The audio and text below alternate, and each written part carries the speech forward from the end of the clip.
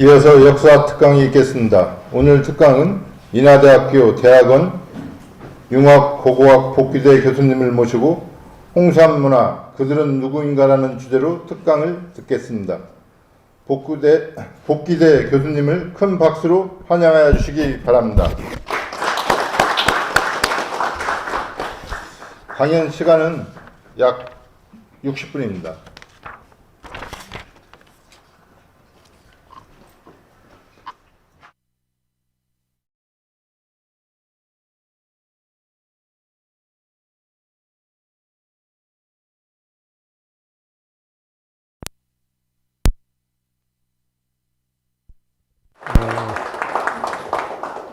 오늘 이제 코로나 19이다 뭐다 해가지고 어려운 여건인데도 불구하고 여러분 많이 오셔가지고 여러분들과 같이 할 수 있는 시간을 갖게 돼서 굉장히 기분이 좋습니다. 저 개인적으로는 고고학을 했는데 고고학 중에서 기후와 질병과의 관련을 가지고 전 박사학위를 썼어요. 그래서 요즘 코로나19 이 사태를 이렇게 쭉 지켜보면서 저는 저 나름대로 대처법도 가지고 있고 또 이걸 가지고 제가 박사학위 논문 쓸 때나 그동안 연구해온 그런 것이 맞나 안 맞나를 쭉 이렇게 이제 나름대로 머릿속에 통계를 내보면서 지내왔는데 한 70%는 맞는 것 같습니다. 70%는 맞는 것 같아서 좀 있으면은 요 통계학 교수님들 앉아가지고 이제 요 문제를 한번 정식적으로 한번 연구를 해보려고 중입니다. 오늘 여러분들과 한 60분 정도 얘기할 것이 이제 홍산문화에 관한 것인데요. 여러분들 홍산문화에 굉장히 많은 얘기 들으셨죠? 그러시고 그랬는데 어떤 거는 제가 볼 때 이제 저도 유튜브 같은 걸 보거든요. 보는데 어떤 거는 굉장히 확대 해석된 게 있고. 어떤 거는 이제 이거 꼭 얘기를 해야 되는 건데 얘기를 안 넣은 게 있는 것 같고 그래서 오늘 뭐 그런 걸 가지고 좀 1시간 정도 얘기를 해보겠습니다. 전체적으로 이 책 한 권을 오늘 1시간에 한다는 거는 거의 불가능한 얘기고요. 그래서 이제 그런 부분들 혹시 앞으로 여러분들이 홍산문화뿐만 아니라 고대 문화를 또 고대 문화 관련 책을 볼 때 어떠한 식으로 이제 어떤 방법을 봐야 되는지도 한번 조금씩 이렇게 양념을 해 가면서요. 그리고 이제 제가 깜짝 놀란 게 조용진 교수님 오셨는데요. 조용진 교수님이 저를 직접 가르치진 않았는데 스승 제가 옛날에 80년대 서울교대에서 의술을 이제 그때 제가 서초동 살 때였거든요. 그럼 그때였고 그런데 그때부터 이제 교대에 재직을 하시면서 제가 그때 뭐 서울교대 무엇 때문에 갔겠어요. 여학생들 어떻게 좀 해보려고 된 건데 어떻게 하다 보니까 최근에 조영진 교수님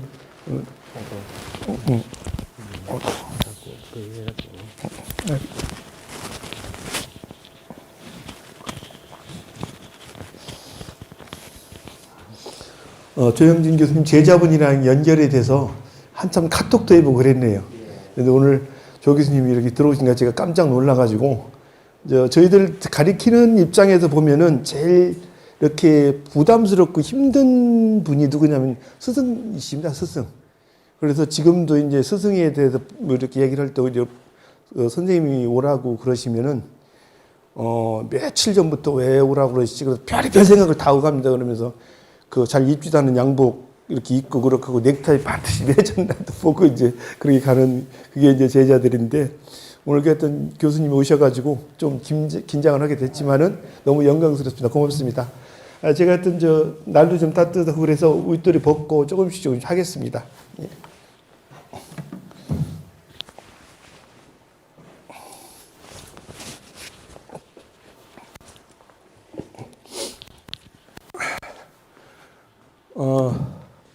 제가 이제 오늘 이진수 지부장님한테 강의 제안을 받고 참 여러 생각이 들었어요. 이제 진짜 본 강의 들어가는 겁니다. 근데 제가 이제 서산이랑 이제 서산이 아니라 서산이죠. 서산이랑 이제 각별한 인연이 좀 있는 사람이에요. 저는 고향이 이제 홍성이거든요. 홍성인데 고등학교 때부터 이제 친구들이 서산 친구들이 많았어요. 서산 대한 친구들이. 그 중에서 이제 보면은 뭐 하여튼 다양한 계층들이 친구가 있었는데, 그리고 또 이렇게 연애를 못 해가지고 그 집사람이 이제 중매로 만나는데, 그 집사람이 원 고향이 서산 성현입니다. 그러니까 원 처갓집 서산 성현이라고 봐야죠. 그래서 그리고 장모님 고향이 대산이시고요. 그래서 그 전에는 그런 걸 몰랐는데 이제 그 장모님 고향이라는 거, 그런 것 때문에 그랬는지 하여튼 서산 오면 특히 대산 쪽으로 하면 굉장히 가슴이 뭉클해지더라고요. 그래서 서산에 대한 그 좋은 감정, 집사람을 생각하면 조금 이제 감정이 노랬다 올랐다 내렸다 하는데, 하도 저를 이렇게 구박을 많이 해가지고, 그래서 서산에 대해서 이제 굉장히 좋은 감정이 많은 게 또 있는 게 뭐냐면은, 제가 이제 취미로 가끔 하는 게, 어디 돌아다니면 전국에 노래 있잖아요. 이 지방 가면 어떤 노래가 있나 하고 늘 그 돌아다니며 물어보고 사전에 조사를 해보고요. 이 지방에 어떤 노래가 있나, 뭐 유행을 했나 안 했나, 뭐 이런 얘기도 그렇게 조사를 해보고 다니는데, 서산이 아주, 우리는 굉장히 벽진 곳으로 알고 있거든요. 벽지고 못 살고 그러는 동네를 알고 있는데, 유일하게 이 정도 그 뜨지 않은 그 곳에 노래가 3곳이 있는 모양입니다. 노래가 3곳이 있는 모양이에요. 박경원 씨가 불렀던 보사랑, 그리고 이제 옛날에 그 조미미가 불렀던 서산갯마을, 그리고 그 연포아가 씨는 김하재인가 누가 부른 것 같은데, 그래서 서산에 관한 노래가 3곳이 있는 동네입니다. 이 동네가. 그 노래 3곳이 있다는 게, 누가 또 한 곡이 있다고 그러는데, 그건 제가 아주 정확하게 악보랑을 못 봤어요. 그래서 모르게. 예? 예, 그래서, 맞아요. 그래서 악보랑 그런 걸 못 봐서, 그 말씀드리니까 3곡은 제가 이제 그냥 이렇게 거의 가사도 거의 다 외우고, 그래서 이제 어디가 반주나 뭐 할 정도가 되는데, 그래서 그런 걸 보면은 서산이 옛날부터 굉장히 문화가 발전한 지역이었어요. 정말로. 그렇게 안 되면은 그런 노래가 안 나옵니다. 우리나라도 노래 제일 많은 데가 부산, 서울, 목포 뭐 이런 데거든요. 그런데 이게 그런 걸 보면은 다 먹고 살고 좋아하던 좋은 지역들 있잖아요. 그 지역에만 그런 노래가 나오는 겁니다. 그래서 그런 걸 모르고 이렇게 그냥 노래만 있다 생각을 하고, 서산이 왜 그렇게 그런 노래가 3곡이 나왔지? 그리고 서산을 한번 중점적으로 한번 본 적이 있어요. 관심을 갖고 봤더니, 이 충청도 지역에서는 지역으로 따지잖아요. 지역으로 따질 때는 그 중요한 역사의 적이 가장 많은 데가 서산홍성입니다. 부여공주는 도읍이라고 해서 온 게 있었잖아요. 그런 게 없이 여기저기 그냥 아주 고대로부터 지금까지 쭉 모든 게 다 있는 게 서산이었더라고요. 서산이어서, 아, 내가 이럴 것 같았으면은 박물관을 고북증 갖다 놨으면 좋았겠다. 제가 이제 홍성 갈산에 박물관을 하고 있는데, 거기 이제 다 해놔가지고 이제 곧 그 오프닝을 하는데요. 거기로 갔던 게 사실 갈산에 있는 우리 대일항쟁기 그 선열들 있죠. 대일항쟁 유공자들 이런 분들 때문에 사실 거기로 갔는데, 차라리 고북하고 갈산은 그 중간 지점에다 놓고 양쪽을 아우렀으면 좋았겠다는 생각이 들었을 정도입니다. 그래서 서산에 대해서는 굉장히 좋은 감정, 그리고 이제 가끔 집사람한테 와서 보니까 그 나중에 내가 홍성이나 이쪽에서 계속 일을 하면서 살게 되면은 서산으로 이사 오는 게 좋겠다는 얘기까지도 할 정도로 서산에 대해서 이제 진짜 많이 바뀌었어요. 정말로 여러분들 대한사랑 서산 지부에서 여러 가지 일을 하시지만은 우선 서산, 서태안이라고 그러잖아요. 옛날에 서태안에 있는 우리 역사유적 우리 그 흐름이 있잖아요. 그거 한 번만이라도 쭉 훑어보세요. 그러면은 전국에서 보기 드문 그런 그 결과들이 나올 겁니다. 아까 가 선생님이셨나요? 소개할 때 성씨가, 예, 그저 태안의 가세루 군수님이랑 어떻게 되세요? 그냥 뭐 가시도 많습니다. 한 2만 명 된다. 되죠? 네. 그게 이제 명나라 때 이루 오신 분들이죠. 그래서 이제 그분들은 얘기를 해보면은 아직도 중국 사람이었던 그런 생각이 일부 있는 분들이 있어요. 그런데 바로 이제 그 명나라 때 이렇게 사람들이 많이 넘어오고 그럴 수 있었던 게 그 지역의 환경이었고 그랬었기 때문에 오는 거예요. 외국 사람들 올 때 좋은 곳으로 오지 오소산 꼭대기는 안 갑니다, 절대로. 그래서 이제 그런 저런 부분들을 볼 때 이 지역이 굉장히 연구를 하면은 긍정적인 결과나 또는 앞으로 미래지향적인 것들이 많이 나올 수 있다라는 생각을 가져서 간단히 말씀드렸습니다.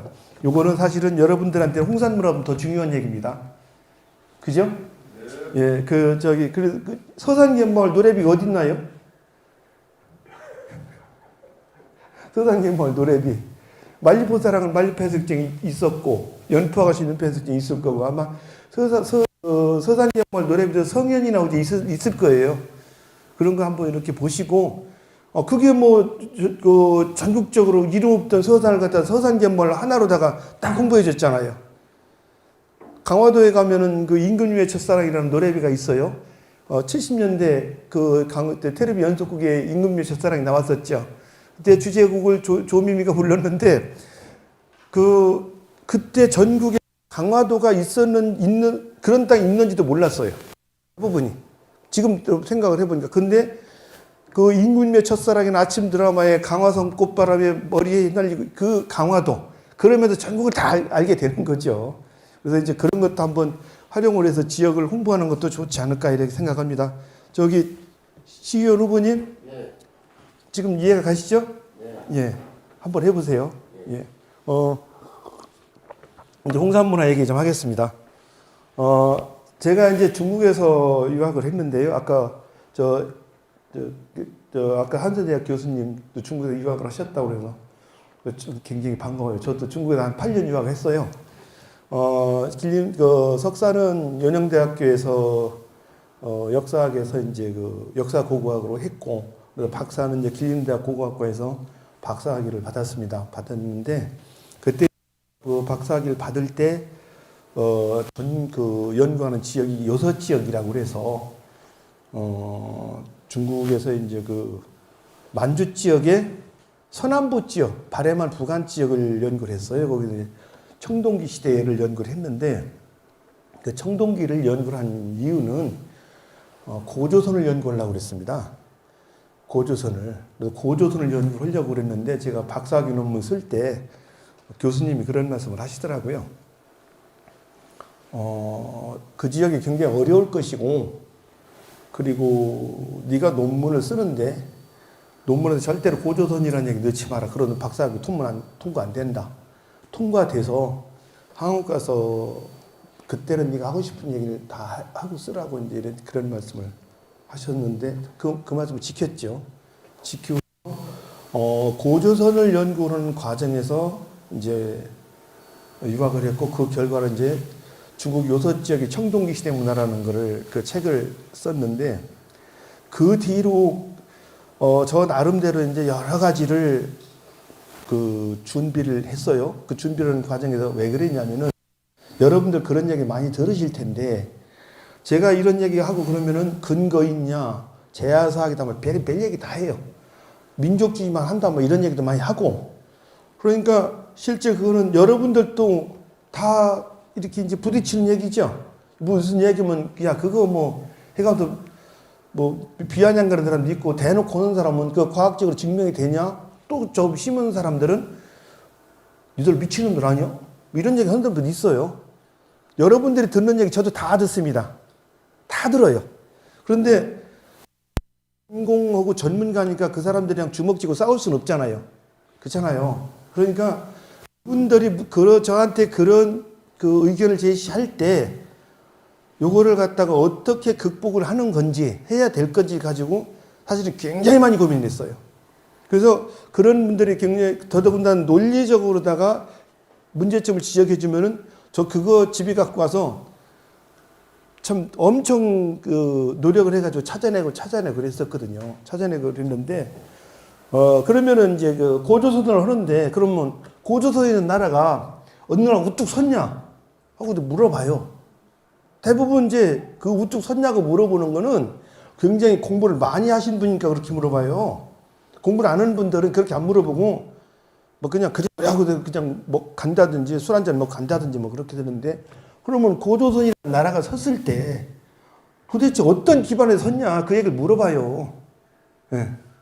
그러면은 그거 사실 대답을 못 해주잖아요. 대답을 못 해주면은 고조선이라는 나라 그 역사 자체가 붕괴가 돼버려요. 무너져 버려요. 그러니까 제 입장은 어떻게 돼요? 고조선 전 단계에 대한 거를 차근차근 연구를 해야 되는 거죠. 정말 차근차근 연구를 해야 되는 겁니다. 그래서 그 연구를 하는 과정에서, 그러면 이제 고조선 시대는 청동기 시대잖아요. 그러면 청동기 시대에 나라가 만들어졌으려고 그러면은 그 이전에 어떤 뭔가 형성이 됐어야 되는 거예요. 돼가지고 그거를 이제 이렇게 쭉 올라가 보니까 뭐 소아연 문화도 있고 송산 문화도 있고 여러 가지가 나와요. 나오는데 그 중에서 이제 앞뒤 다 자르고 쭉 이렇게 검토를 해보니까 홍산 문화가 사실 굉장히 중요하게 나오더라고요. 홍산 문화가 중요하게 나오는데, 야, 이거 홍산 문화라는 이 문화에 대해서 이거를 어떻게 규명을 해볼까 하고 굉장히 오랜 시간을, 아니 박사학위 논문 쓴 거보다 더 오랜 시간을 공부를 한 게 홍산 문화를 공부를 했어요. 근데 홍산 문화가 굉장히 공부할 게 굉장히 많거든요. 아까 교수님 어문학 오셨다고 그랬잖아요. 홍산 문화 시대 언어 있었습니다. 네. 그리고 비뇨기과 그 전에 저희들 회사 다닐 때는 파이프 뭐 이런 얘기 쓰고 그랬었거든요. 그런데 홍산 문화 때 의학 이런 거요. 그런 거를 할 게 굉장히 많이 나오더라고요. 왜 그러냐면은 중국학계에서도 홍산 문화라는 것이 밝혀지곤 했지만은 문제는 토기자락 있잖아요. 토기하고 옥기만 거예요. 토기만 옥기만 갖고 얘기를 하는데, 저렇게 큰 집단이 운영이 될 때, 여러분들 홍산 문화 유적지 하나가 어떤 걸 어느 정도 나오냐면은 여의도 있죠. 여의도만한 유적지들이 몇 개가 붙어 있어요. 몇 개가 붙어 있다고요. 여의도가 75만 평 정도 될 겁니다. 여의도 100만 평이 안 되거든요. 75만 평 정도 될 건데, 그런 그 75만 평 정도 되는 유적이 여기 하나, 저기 하나 뚝뚝 떨어져 있는 거라고요. 그러면은 거기에서 일어날 수 있는 일들은 현재 우리나라에서 일어난 일 같이 다 똑같이 일어납니다. 기분 나빠서 칼질하는 놈, 이렇게 칭찬하는 놈, 전염병 다 나와요, 다. 그러니까 그거를 갖다가 하나하나를 분야별로 이제 나눠 보는 거죠. 나눠 봤는데 지금도 이제 안 되고 그러지만은 지금도 우리나라를 연구를 하면 몇십 개, 몇백 개 분야의 전문가들이 들어오잖아요. 그런데 저는 사실 혼자 하다 보니까 이제 부족한 게 굉장히 많았지요. 많아서 해본 거 몇 개를 나눴습니다. 첫째, 홍산 문화 시대 때 과학이 얼만큼 발전돼 있나? 과학. 이거 굉장히 중요하거든요. 그러다 보니까 홍산 문화 때 보니까 뭐가 있냐면은 그 비율 있죠, 비율. 대칭 구조 있죠. 비율이 다 맞아 돌아가기 시작을 해요. 그러니까 옥기 같은 거를, 여기 나왔네요. 그냥 쉽게 말씀드려서 이 옥기 있잖아요. 이 옥기를 만들 때 쭈글탱 삐뚤삐뚤 만든 게 아니라 여기서부터 여기 좌우 전후가 비율이 딱 맞게 만드는 정도의 뭔가를 나누는 기술이 있더라고요.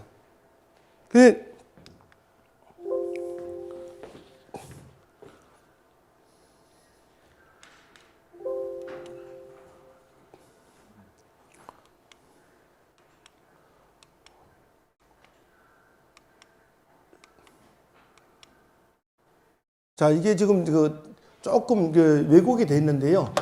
이런 건물을 지을 때, 이런 건물들 있잖아요. 건물을 짓는데 저 건물들이 측량을 해보면 비율이 딱딱 나와요. 무대기로 지은 게 아니고 다 나와요. 그러면서 옥기 같은 거 이렇게 이런 거 있죠. 이런 옥기, 이런 거 있잖아요. 이런 옥기들 이렇게 딱 가지고 잡아보거나 진품을 보면은, 내 손에 잡아보면은 지금 모든 거를 갖다가 만들 때 금형이든지 사출이든 뭐를 할 때 보면 그 다 비율 맞춰서 틀을 만들잖아요. 똑같아요. 그래서 완전하게 이렇게 보면 지금 거나 5,000년 전, 6,000년 거나 아무 부담을 느끼지 않을 정도의 비율이 맞춰져 있다고 정형화가 됐다는 거죠. 그건 과학이 아니면 못해요, 그거는. 실 가지고 하더라도, 실 가지고 할지언정. 그러니까 지금은 수학이라고 하면 옛날에 기하라고 그랬잖아요. 어떤 형태를 만들어내는 그걸 갖다가 홍산물한테 다 만들어내요. 참 놀랍더라고요. 그리고 이제 그 다음에 그 정도 뭐 이거 충분히 있을 수가 있다라고 그러는데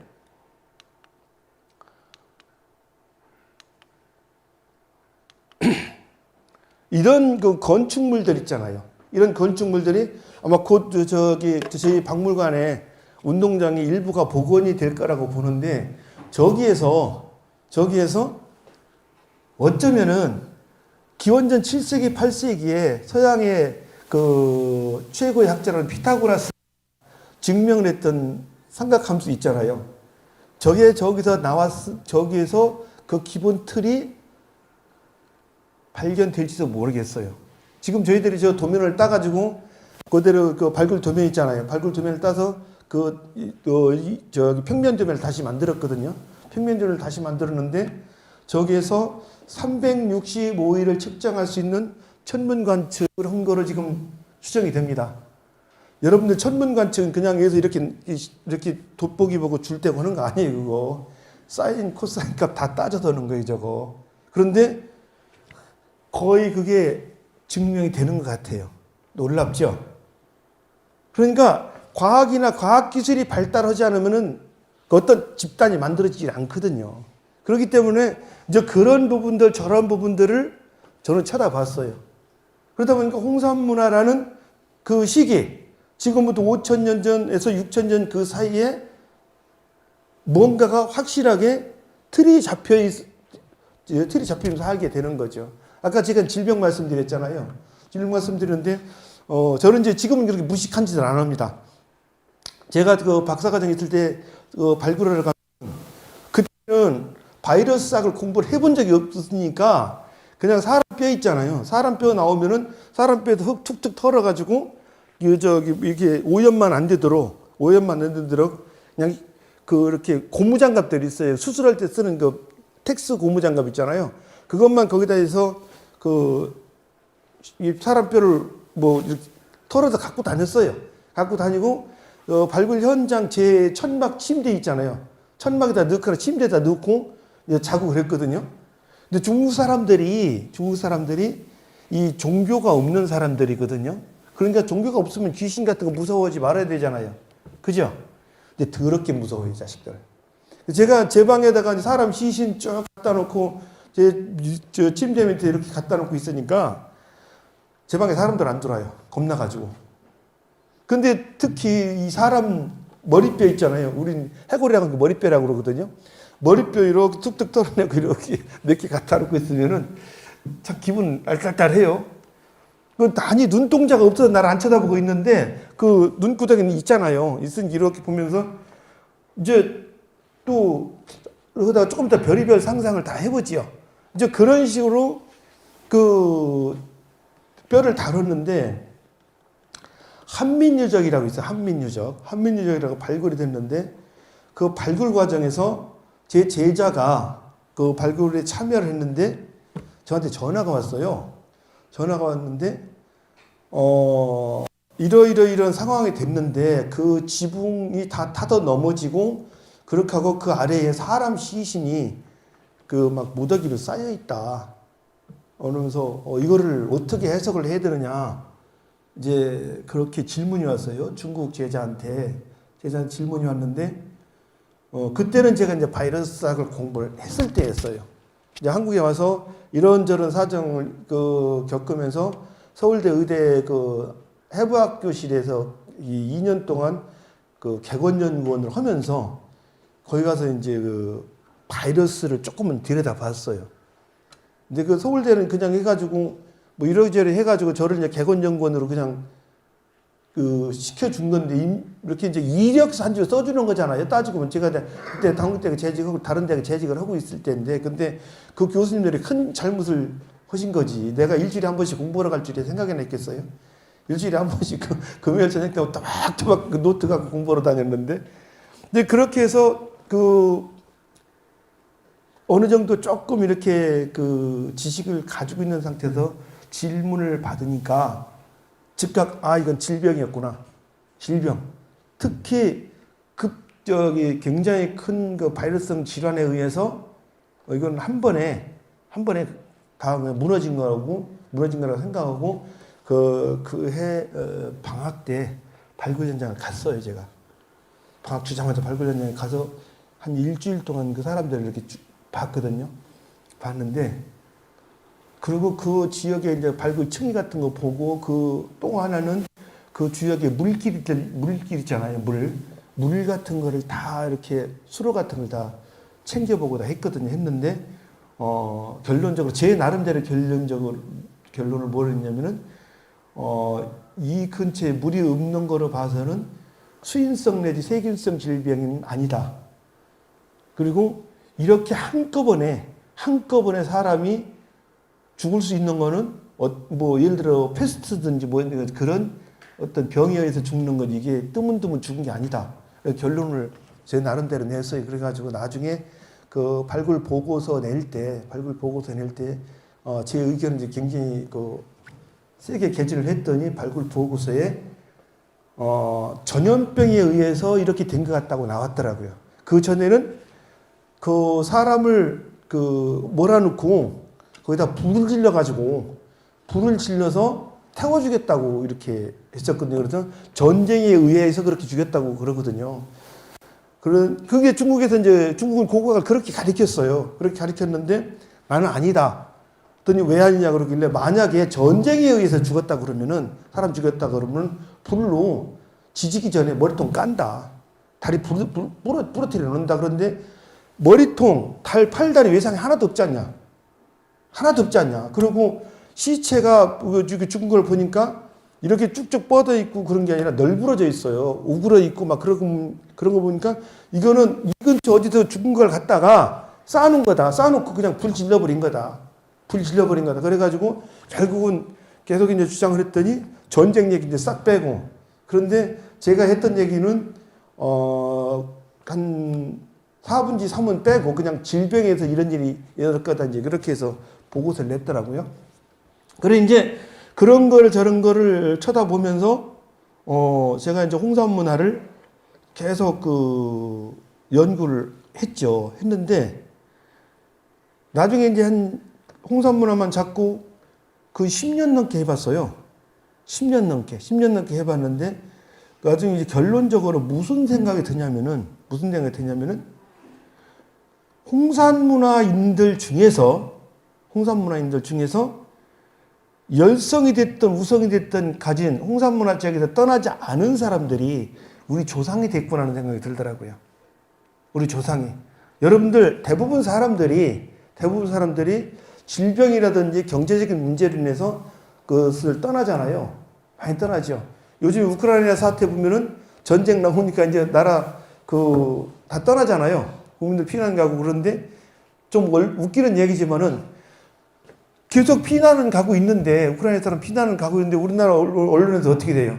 우크라이나가 지금 소련군 격퇴했다고, 러시아군 격퇴했다고 계속 보도 나오죠? 격퇴했으면 왜 피난을 가요? 예? 그래, 안 그래요? 격퇴를 했으면 피난 간 놈이 돌아와야지 왜 피난을 가냐고. 그래서 우리나라 언론에서 또 이상한 짓 하는 것 같다 그래가지고 제가 며칠 전에 뉴욕타임스를 한번 들어가 봤는데, 뉴욕타임즈는 돈을 좀 내면은 자세한 기사를 볼 수가 있고, 아니면 이렇게 이제 헤드라인 기사만 볼 수 있는데, 저는 이제 누구랑 해놓은 게 있어가지고 거기로 들어가서 이렇게 봤더니, 우크라이나 지금 난리 났더만요. 소련에서 처음에 우크라이나를 그냥 이렇게 제가 본 기사인데, 이렇게 추정해보면은, 러시아에서 우크라이나를 처음 쳤을 때, 전쟁을 일주일 정도 하고 얼른 빠져나가려고 했던 건 확실히 맞았어요. 맞았는데 우크라이나에서 효율적으로 대처를 안 하니까 이 판에 아예 우크라이나를 다 먹는 쪽으로 간 것 같아요, 지금. 통째로다가 옛날엔 연방이었잖아요. 근데 연방이 아니고 이제 러시아 직할질. 그러다 보니까 우크라이나 전 지역에 러시아군을 다 막는 거예요, 지금. 다 점령군들이 다 들어가 있어요. 근데 우리나라는 계속 우크라이나 지금 격퇴 있다고 그러잖아요. 근데 미국 언론이 그런지 않아요. 그래서 미국에서 굉장히 이제, 자칫 잘못하면은 진짜 3차 대전 가느냐 안 가느냐 그러고 있더라고요. 그러고 있는데, 그 나라라는 것이 어떤 형태로든지 간에 사람들이 모여 살아야 되는데,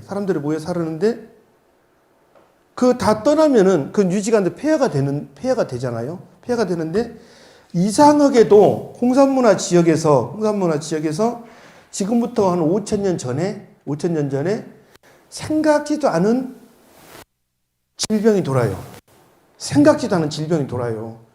도는데 그걸 왜 도는지를 어떻게 분석을 했냐면은, 저 원장님 이렇게 혼내지 마십시오. 그냥 제 나름대로 한 거니까요. 일단 5,000년 정도에 질서 없이 묻혀진 시신들이 굉장히 많이 나와요. 던져버린 시신들이 굉장히 많이 나오고, 그런데 외상은 거의 없어요. 외상이라 하면 칼 같은 거로 찢으면은 살이 나가는데 두들겨 맞고 타격을 입으면 뼈다가 부러져요. 뼈다가 부러진다고요. 그런데 제가 조사하고 제가 샘플로 가지고 있는 것들 중에서는 머리뼈든지 어딘지 간에 타격을 맞아서 부서진 게 아무것도 없어. 그런데 여기저기다 버려졌는데, 버려진 그 순간 이제 고고학자 입장에서 볼 때 그 사람들이 버린 어디론가 사라져 버렸어. 어딘가 사라져 버린 거예요. 그러면은 이거 질병인데, 그러면 질병이 일어나는 조건을 우리가 봐야 되거든요. 여러분들 이거 슬라이드 보면 제 얘기가 훨씬 재밌죠. 옛날 얘기가. 그런데 그때 당시 작물 현황을 보니까요. 나오는 작물들을 보니까 굉장히 온도가 낮아요. 평균 기온이 예를 들어서 평균 기온 10도인데 그 시절에 홍산 문화가 무너지는 시기에 평균 기온은 한 8.5도에서 8도. 여러분들 1도, 1.5도 차이 내는 거 엄청난 거예요, 이거. 우리 그냥 알죠? 그냥 쉽게 얘기해서 여러분들 사람 평균 온도가 36.5도인가요? 그렇죠? 근데 37도, 37.5도 정도 되면은 슬슬 이제 병원 가야 된다는 소리 나오잖아요. 38도 정도 중내산을 하는 거고, 바로 그런 현상이 온 거예요. 식물군이 기존에 있었던 온도면 1.5도에서 2도 정도 약한 내려앉은 식물들이 쫙 보이는데, 더군다나 거기서 뭐가 나오냐면은 굉장히 건조한 기후 있잖아요. 건조한 기후대에서 사는 식물들이 쫙 보이더라고요. 그러면은 그 평균 기온보다 이렇게 내려앉고 건조하다 그러면은 어떻게 돼요? 이런 코로나19 같은 병이 생겨요, 이게. 여러분들 패스트 있죠? 패스트 중국 통계를 보면 패스트가 일어나는 지역이 어디서 생기냐면은 중국 산서성이랑 내몽고 지역에서 패스트가 생겨요. 그러다가 쫙 내려가거든요. 그런데 패스트가 생기는 시기가 있어요.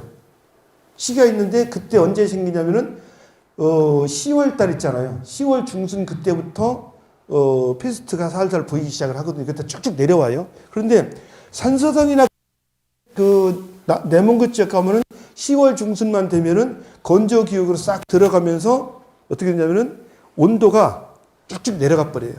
그래서 쥐들 있잖아요, 쥐. 들에서 그 패스트균을 가지고 있는 쥐들이 들판에서 놀다가 날이 추우니까 건조하고 먹을 게 없잖아요. 그러니까 다 집 안으로 들어가요. 집 안으로 들어가요. 그게 1700년대 기술이 청나라 때 기록에 나오더라고요. 그런 쥐들이 집 안으로 들어오기 시작했다. 그다음에 지금 패스트가 쫙 나오는 거예요. 바로 그런 현상이 이제 보이는 것 같더라고요. 그래가지고 지금도 제가 바이러스를 공부하러 서울대학에서 그때 교수님 그때 알려주신 게 그때는 기본하게 바이러스라는 거는 습도 60% 이상과 그 기온 20도 이상이 되면은 어떻게 된다? 굉장히 줄어든다는 얘기를 하시더라고요.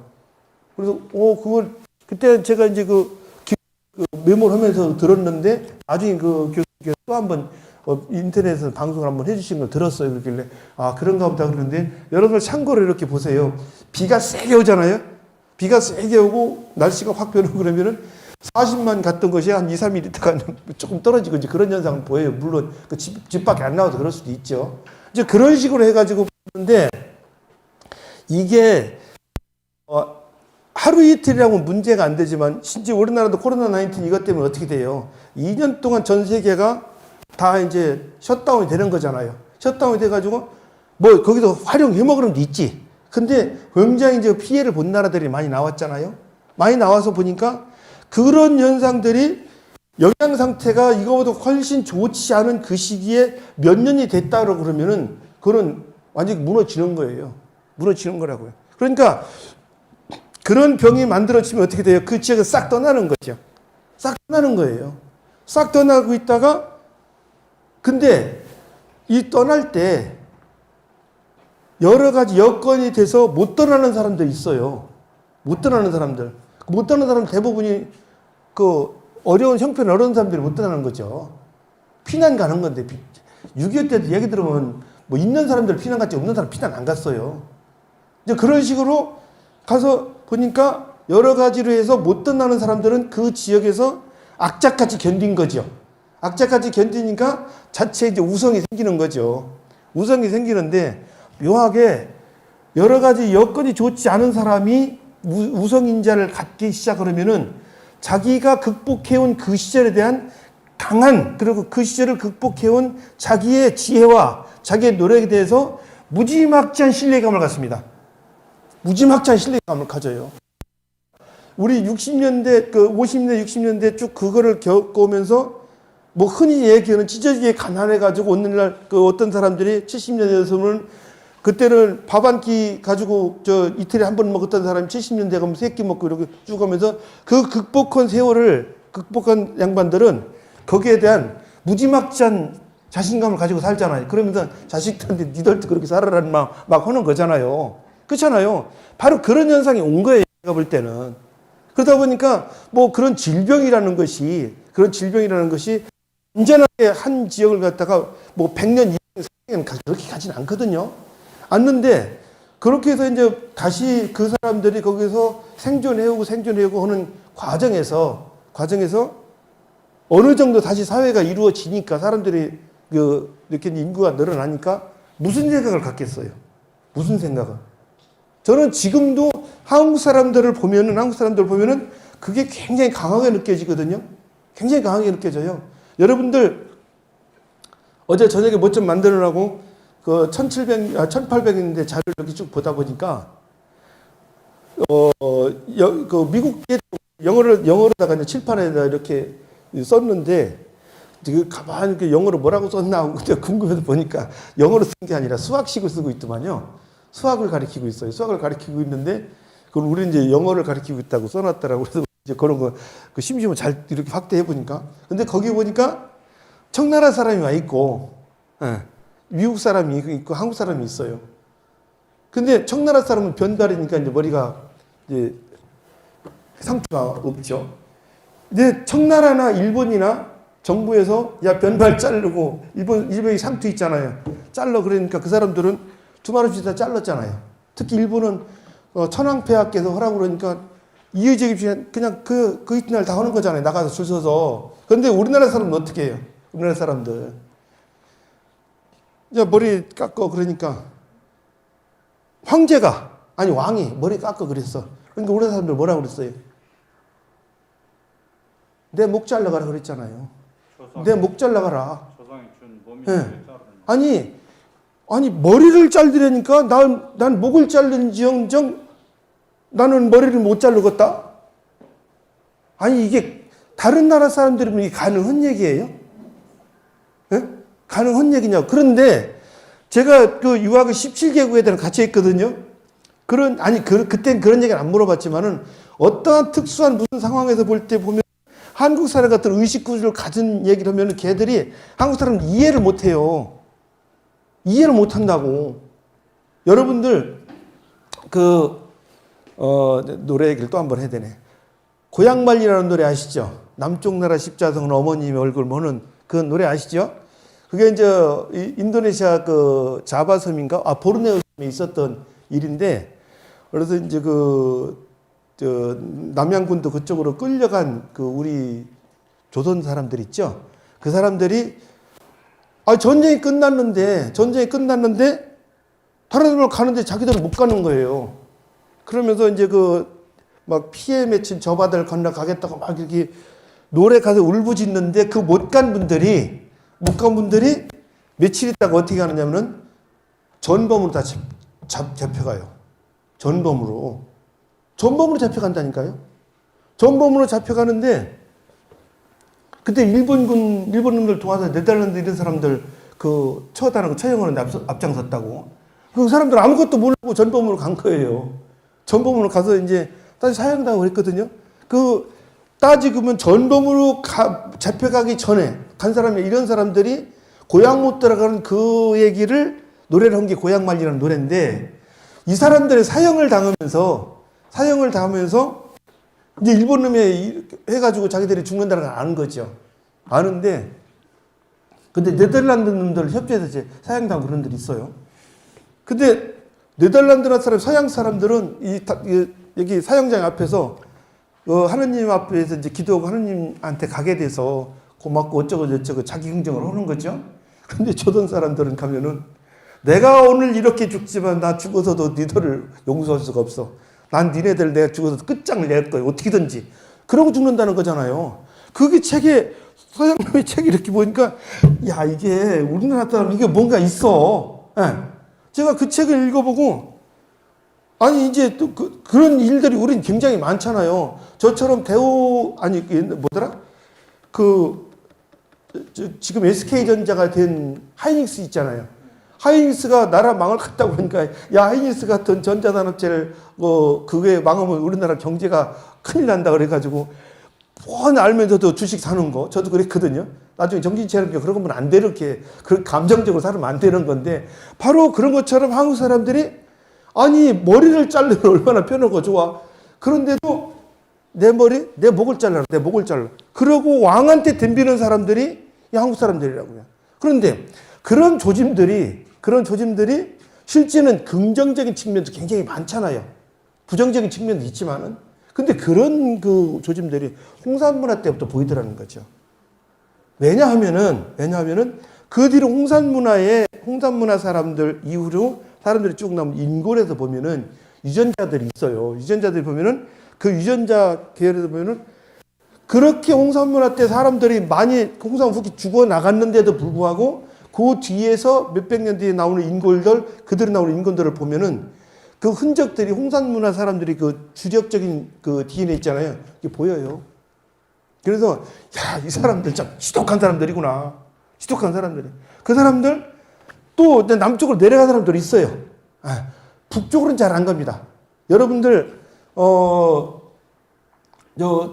교수님 그 얼굴 이렇게 하시니까 바이칼 그쪽에 있는 사람들도 보시고 그럴 텐데 그게 이제 한국 사람 원형이다 뭐 그런 얘기를 하시는 분들이 계시거든요. 그때 서울대 의대 이용규 교수님 같은 그런 말씀 하셨는데 그분은 이제 당뇨병 계보를 추적하신 건데 그분 말은 맞아요. 왜 그러냐면은 바이칼이나 몽골 지역에 있는 사람들이 지금부터 100년 전까지만 하더라도 외부 그 유전자랑 결합될 가능성이 매우 적었어요. 그래서 자기들끼리 이제 살았는데 기록에 의해서 보면은 바이칼이나 지금 몽골 쪽에 그 몽골 공화국에서 몽골족 몽골 공화국이라고 해서 다 몽골족이 아닙니다. 몽골족들은 일부가 있어요. 일부가 있는데 그 사람들의 전설이나 그 사람들의 역사의식을 보면은 대부분이 고구려에서 왔다는 얘기를 합니다. 고구려에서 왔다고 얘기를 해요. 근데 그 서몽골이나 중몽골 사람들은 그런 얘기를 안 해요. 근데 동쪽 몽골 중에서 여러분들 많이 들어보셨을 때 부리아티 있죠. 부리아티 사람들 같은 경우는 자기 조상 얘기를 할 때 고구려 때 왔다는 얘기를 쭉 해요. 그러다 보니까 그 고구려 때 지금 바이칼 쪽으로 올라간 사람들이 왜 올라갔겠어요? 바이칼 9월만 가도 얼음 쫙 얼고 그 같은 경우에 5월 달에 풀립니다. 그런 데서 사람이 산다고요? 아이고 쉽지 않죠. 제가 중국에서 8년 유학하면서 저는 만주에서 있거든요. 그 영하 25도에 30도가 떨어져요. 떨어지는데 영하 25, 30도가 한 15일에서 열흘 정도, 15일에서 20일 정도 돼요. 15일에서 20일 정도 되는데 거기에다가 찬바람 살살 불잖아요. 찬바람 살살 불면은 진짜 오줌 넣으면은 이렇게 온다는 말이 그 실감 날 정도로 추워요. 5분 정도 손 내놓고 있잖아요. 시뻘겋게 옵니다. 시뻘겋게 얼어요. 좀 거무적적해져요, 이렇게. 그렇게 되는 데인데, 바이칼은 훨씬 더 어렵거든요. 그런데 거기서 사람들이 접촉을 안 하니까 어떻게 하냐면은 거기서 순수 유전자가 계속 유지가 되는 거죠.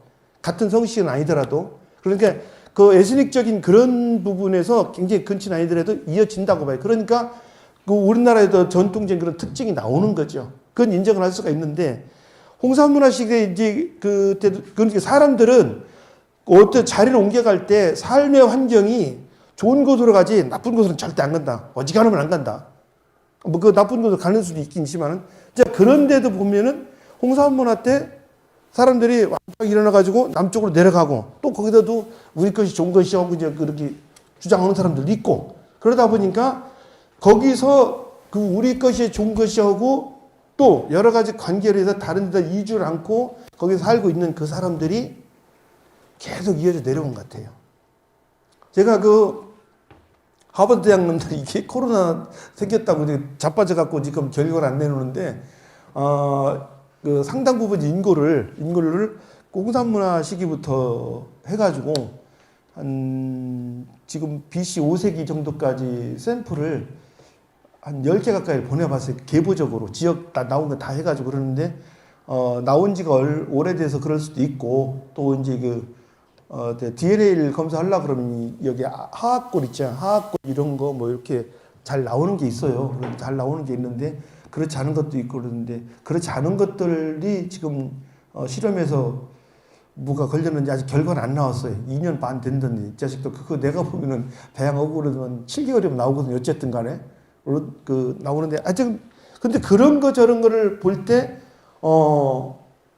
계속해서 우리가 이어져 내려왔다는 거. 그러니까 그런데 이제 거기 혈연적으로 내려오는 것도 있지만은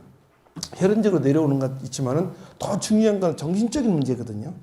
정신적인 문제예요. 혈연 이거는 얼마든지 바꿔요. 얼마든지 바꿔요. 여기 사모님 저기 바깥에서 속색이면은 그냥 엎어치고 다른 데 가고 싶죠? 그죠? 근데 밖에 사장님도 똑같으세요. 근데 그런 식으로 했는데 어떤 혈연적인 그런 부분들이 또 중요하지만, 문제는 머릿속에서 가지고 있는 생각이 어떠냐, 이게 굉장히 중요한 거죠. 머릿속에 확 하고 싶은데 그래도 내가 낳았고 자식이 네가 키웠는데 내가 어떻게 나가? 그럼 서방이 보고 네가 나가라고 그러잖아요. 네가 나가라고. 근데 안 나가시죠? 뭔 소리 하는겨? 그러고 이튿날 자고 나면 이제 다른 얘기들을 하고 이제 그러죠. 그럼 바로 거기서 정신적으로 어떻게 우리가 공유성을 갖느냐, 이제 이게 문제가 되는 거죠. 이게. 그러니까 이제 정신적으로다가 서로가 유지가 될 수 있는, 교감이 될 수 있는 그 사람들이 어떻게 돼요? 서로 한 집단을 만들어서 하는 거예요. 서로 집단을. 우리나라가요, 참 묘하거든요. AD 3세기, 4세기가, 그래서 AD 3세기, 4세기. 참 역사 전문적으로 하는 사람들 입장에서 보면 그 시절의 한반도 역사 그러면은 대개 퀘스천 마크로 입 딱 닫고 있어요. 딱 닫고 있어요. 자, 근데 제가 이제 조만간에 이제 까닭을 한번 낼 건데, 우리 학생들을 데리고 제가 2월달, 3월달 2번 답사를 갔었어요. 2번 답사를 가서 지리산을 이렇게 놓고, 자, 동쪽과 서쪽이 어떻게 달라지냐 보자. 그랬더니 지리산 동쪽, 김해, 부산 그쪽이잖아요. 거기 갔는데 계속 가야 뭐 이런 얘기를 하고 있고, 그쪽 사람들은, 그러니까 지리산 동쪽 사람들은 지리산 서쪽 사람들을 보고 뭐라고 하냐면 다 백제 사람들, 백제 이렇게 다 써놨어요, 지도에. 그러면 지리산 그 서쪽 사람, 서쪽을 놨어. 지리산 서쪽은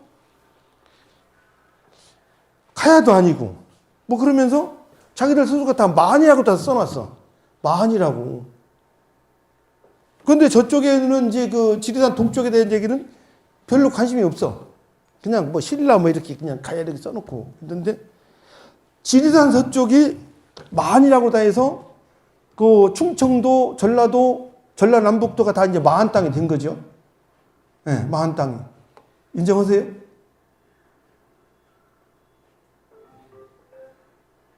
배웠으니까 인정하세요. 의과대학 들어가실 때 그 시험 볼 때 거기 나왔어요. 예. 그런 것 같아요. 예, 그죠? 그런데 내가 그 마한에 관한 자료를 이래저래 쳐다봐도 충청남도, 전라남북도가 마한일 가능성은 0%예요, 0% 이거는. 근데 전라도 가면 박물관 어디에 다 마한이야. 다 마한이라고. 그러니까 거기 다 마한이라고 그러는데 그 사람들은 뭐냐면은 충청도는 약간 마한기가 있어. 마한기가. 자기들의 마한의 본류는 전라남북도, 특히 전라도예요. 전라남도. 그러니까 거기에 대해서 그걸 가지고 계속해서 우리는 마한이다, 마한이다 머릿속에 넣어버리거든요. 또 김해 그쪽으로 가면은 또 자기들은 가야다 막 해요. 그럼 경주나 부산 가면 그 사람들 가야라고 그러나요? 가야라고 안 하죠. 우린 신라다 그러고 다니지. 그러니까 그게 사실이 어떻든 간에 머릿속에서 계속해서 주장을 하고 다니잖아요. 그러면 그게 머릿속에 문화 DNA가, 사고의 DNA가 생겨요. 사고의 DNA가. 제가 혹시 보신 분들은 보셨겠지만은 엊그제 그 안동 경북 도의회에 가서 통일신라 북계가 지금 북한 대동강에서 원산만이 아니고 만주다. 만주라고 해서 그 지도까지 그려가지고 이제 제가 발표를 하고 왔거든요. 우리 그 제자 학생들이랑 가서 발표를 하고 왔는데 그 정치인들은 대부분 공부를 안 해가지고 거기서 괜히 이거 딴지 걸었다는 쪽팔리니까 훌륭한 연구라고 막 박수 쳐주고 그래요. 예. 다시 볼 수 없는 연구라고. 그쵸? 예. 그러니까 이제 하는데 그래도 그 소리에 속으면 안 돼요, 여러분들.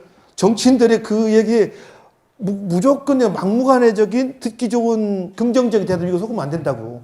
그런데 이제 제가 그걸 갖다가 전국에 공론화시키느라고 뉴시스에다가 보도를 해버렸어요. 도면까지 지도까지 그려가지고. 근데 뉴시스 시키니까 거기서 이제 발딱 하는 사람들이 나오잖아요. 나오면서 이제 여기저기서 이제 오는데 카톡방에서 저한테 시비 거는 사람부터 시작을 해가지고 굉장하더라고요. 근데 거기서 이제 그 시비 거는 사람들한테 너 공부 좀 더 하라고 그러면 안 돼요, 그 사람 어깃장 마음 상하거든. 그래서 왜 그렇게 되느냐고 그래가지고 1시간만 2시간 댓글 다 달아줘요, 계속해서. 그러면 대부분이 그런 분들이 한 20분, 30분 하다가 지치니까 다음에 이렇게 하자고 이제 말꼬리 내리거든요. 말꼬리 내리는데 어떤 분이 진짜 1시간 반을 했어요, 나랑. 계속 하니까 그 양반이 뭐라고 나오냐면, 오케이. 문헌 기록은 충분한 것 같다. 그럼 고고학 자료가 있는지 모르겠는데, 고고학 자료를 보완해야 당신의 견해를 믿을 수가 있다고 그러길래, 걱정하지 마라. 걱정하지 마라. 내가 올해 그거 다 해준다. 내가 이제 그러고 말았거든요. 바로 이제 거기서 뭐냐면은, 통일신라 시대 때 북계라는 것이, 통일자 국경선이 지금 한반도에 있지 않다는 것을 조선시대 때도 알고 있었어요. 조선시대 때도. 우리나라 조선시대 때도 알고 있었다니까요. 그런데 일본 놈들이 1913년에 조작해놓은 그게 우리가 100년 동안 배워온 거예요. 100년 동안 배워서 역사 사고의 DNA가 1913년에 일본 놈이 만든 거에서 우리가 머릿속에 딱 들어박히니까 안 바뀌는 거예요. 자, 조 교수님 오늘 이제 제 얘기 들으셨으니까 조 교수님 원래 이제 생각이 좀 다르셨으니까 그럴 텐데 그렇지 않은 분들은 이제 집에서 이제 이렇게 얘기를 할 때 그렇잖아요. 그 자식들도 이제 교수님처럼 되길 바라잖아요. 그렇게 얘기를 하다가 똑같은 과제 시험 문제에서 대학 들어가고 그랬으면은 어떤 놈이 그런 주장인데 그 미친놈 아니냐? 그러면은 그 자식들 그 미친놈들이지요. 그놈들. 그러면 이제 그 손자가 있다가 왜 미쳤대 그 사람들은? 이제 그렇게 되면은 3대가 사고의 구조가 똑같아진 거예요, 이미. 그 얘기를 하는 겁니다. 근데 그게 사실은 그게 아니더라도 진실이라는 어떤 이렇게 원 안에 들어가서 그렇게 되면은 그게 사고의 DNA가 돼버린 거죠. 그래서 어떻게 돼요? 우리가 하나의 결정체가, 집단체가 나오는 거, 사고의 DNA가 묶여지면은 그건 진짜 무서워져요. 여러분들, 저는 제 어머니가 7살 때부터 교회를 다니신 분이신데, 그러니까 사실 모태신앙이라고 봐야죠. 그런데 제 집에 아주 기독교 그것 때문에, 나쁠 건 없는데 굉장히 그 사고 체계가 복잡한 집이에요, 저희 집이. 그런데 이렇게 가면은 우리 큰애가 기독교학과를 졸업했거든요. 하여튼 걔가 좀 문제가 있어 막. 하여튼 여러 가지로 문화 쪽으로 방황을 하다가 나중에 이제 기독교학과에서 편입을 해가지고 졸업을 하더라고. 그러면서 자기는 기독교학과 졸업한 거에 대해서 굉장히 만만세를 부르고 다녀요. 그래서 이제 저 무슨 배심으로 그러는지 전 그렇거든요. 근데 제가 이제 지나가면서 하는 얘기가 네가 저렇게 그 기독교학과에서 만족을 하는 걸 보면은 네가 사고가 굉장히 단순하다는 거를 증명하는 거다. 그러니까 걔 입장에서는 그 소리에 얼마나 기분이 나쁘겠어요. 그런데 그 굉장히 사고가 단순해야 종교라는 것이 인정이 되고 거기에 따라가는 거다. 근데 복잡한 사고가 지금 종교는 안 되거든. 그러니까 이제 그 나도 자기는 이제 한 가닥 했는데 왜 그러느냐 그래서 이 얘기를 해보면은 첫째 유대교라는 그 종교는 절대로 논리적인 어떤 거를 갖다 논리를 세워서 시기되어지지 않는 그 사고 체계다. 그러니까 거기는 하느님이 창조했다. 그것도 일주일 만에. 그래서 저는 지금도 사람들이 야 때가 늦었다 그러는 얘기를 많이 하면은 야 하느님은 일주일 만에 지구를 세상을 창조했는데 왜 늦었다고 하냐고 저는 뭐라고 하거든요. 그런데 똑같은 종교를 가지고 그 세상의 사건을 가지고 그리스를 가니까 그리스 놈들은 야 세상은 물이다 공기다 산소다 뭐 별의별 얘기를 하면서 그걸 증명으로 들잖아요. 증명으로 들잖아요. 그래서 그리스가 이제 과학이 발달하는 거니까. 그래서 이제 그런 부분들을 볼 때 종교라는 뒤에는 사실 굉장히 머릿속을 그 가지고 있는 그 이성적인 사고가 아니라 어떤 집단의 어떤 그 광기라고 봐야 되는 거죠. 그 광기가 처음에는 광기였다 나중에 이게 딱 논리적으로 증명이 되부터 하나의 어떤 문화가 되고 문화가 이제 결국은 권력이 되고 개성성이 나와지는 거죠. 그러다 보니까 과학이 발달하지 않은 그 시절에 어떤 세상에 이런저런 경험을 가지고 또 보고 하다 보니까 어떻게 돼요? 그걸 믿을 수밖에 없는 거죠. 우리가 아까 천부경이라고 그러시죠? 천부경이라고 해서 하늘천자 이렇게 지금 쓰고 그러는데 왜 그 많은 걸 두고 하늘천을 썼겠냐고요. 왜? 우리는 아까 얘기했죠. 제가 기후 얘기를 굉장히 많이 하잖아요.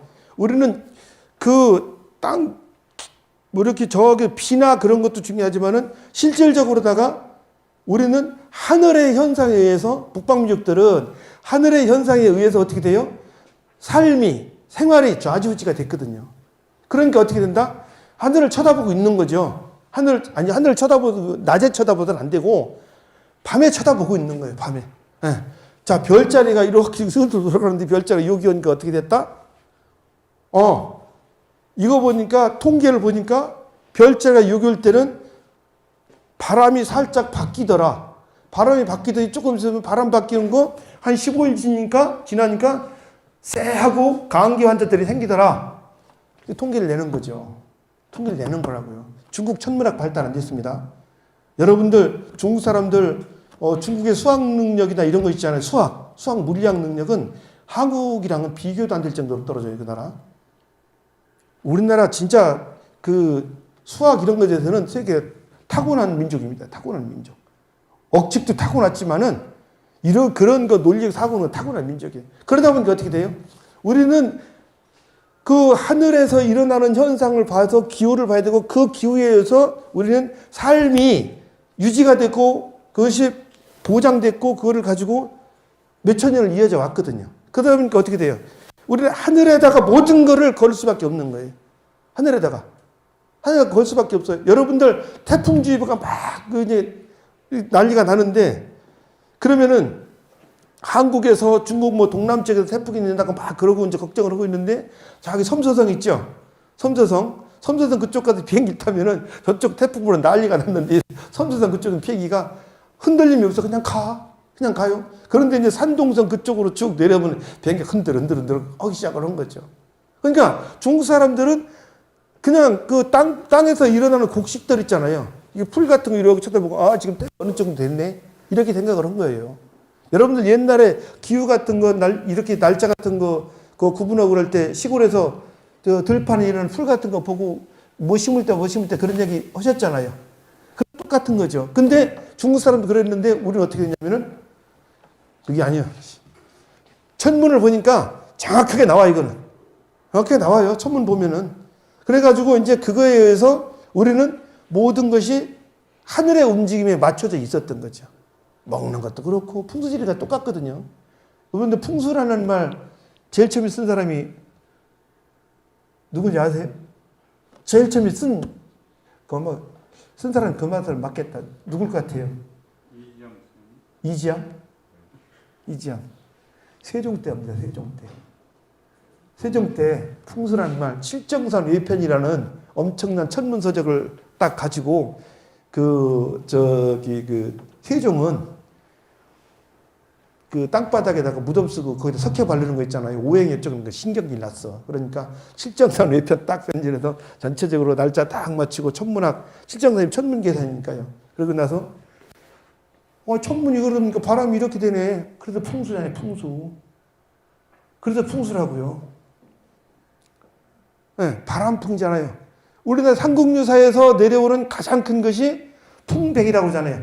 바람이 어떻습니다. 바람 방향에 따라서 모든 게 다 움직여져 버리니까. 그래서 풍백우사운사입니다. 원래는 그 풍백운사우사일 겁니다. 그게 왜? 바람이 불고 구름이 오고 비가 와야 되는 거니까. 그 바람에 따라서 이게 비가 올 건지 안 올 건지 알잖아요. 그렇죠?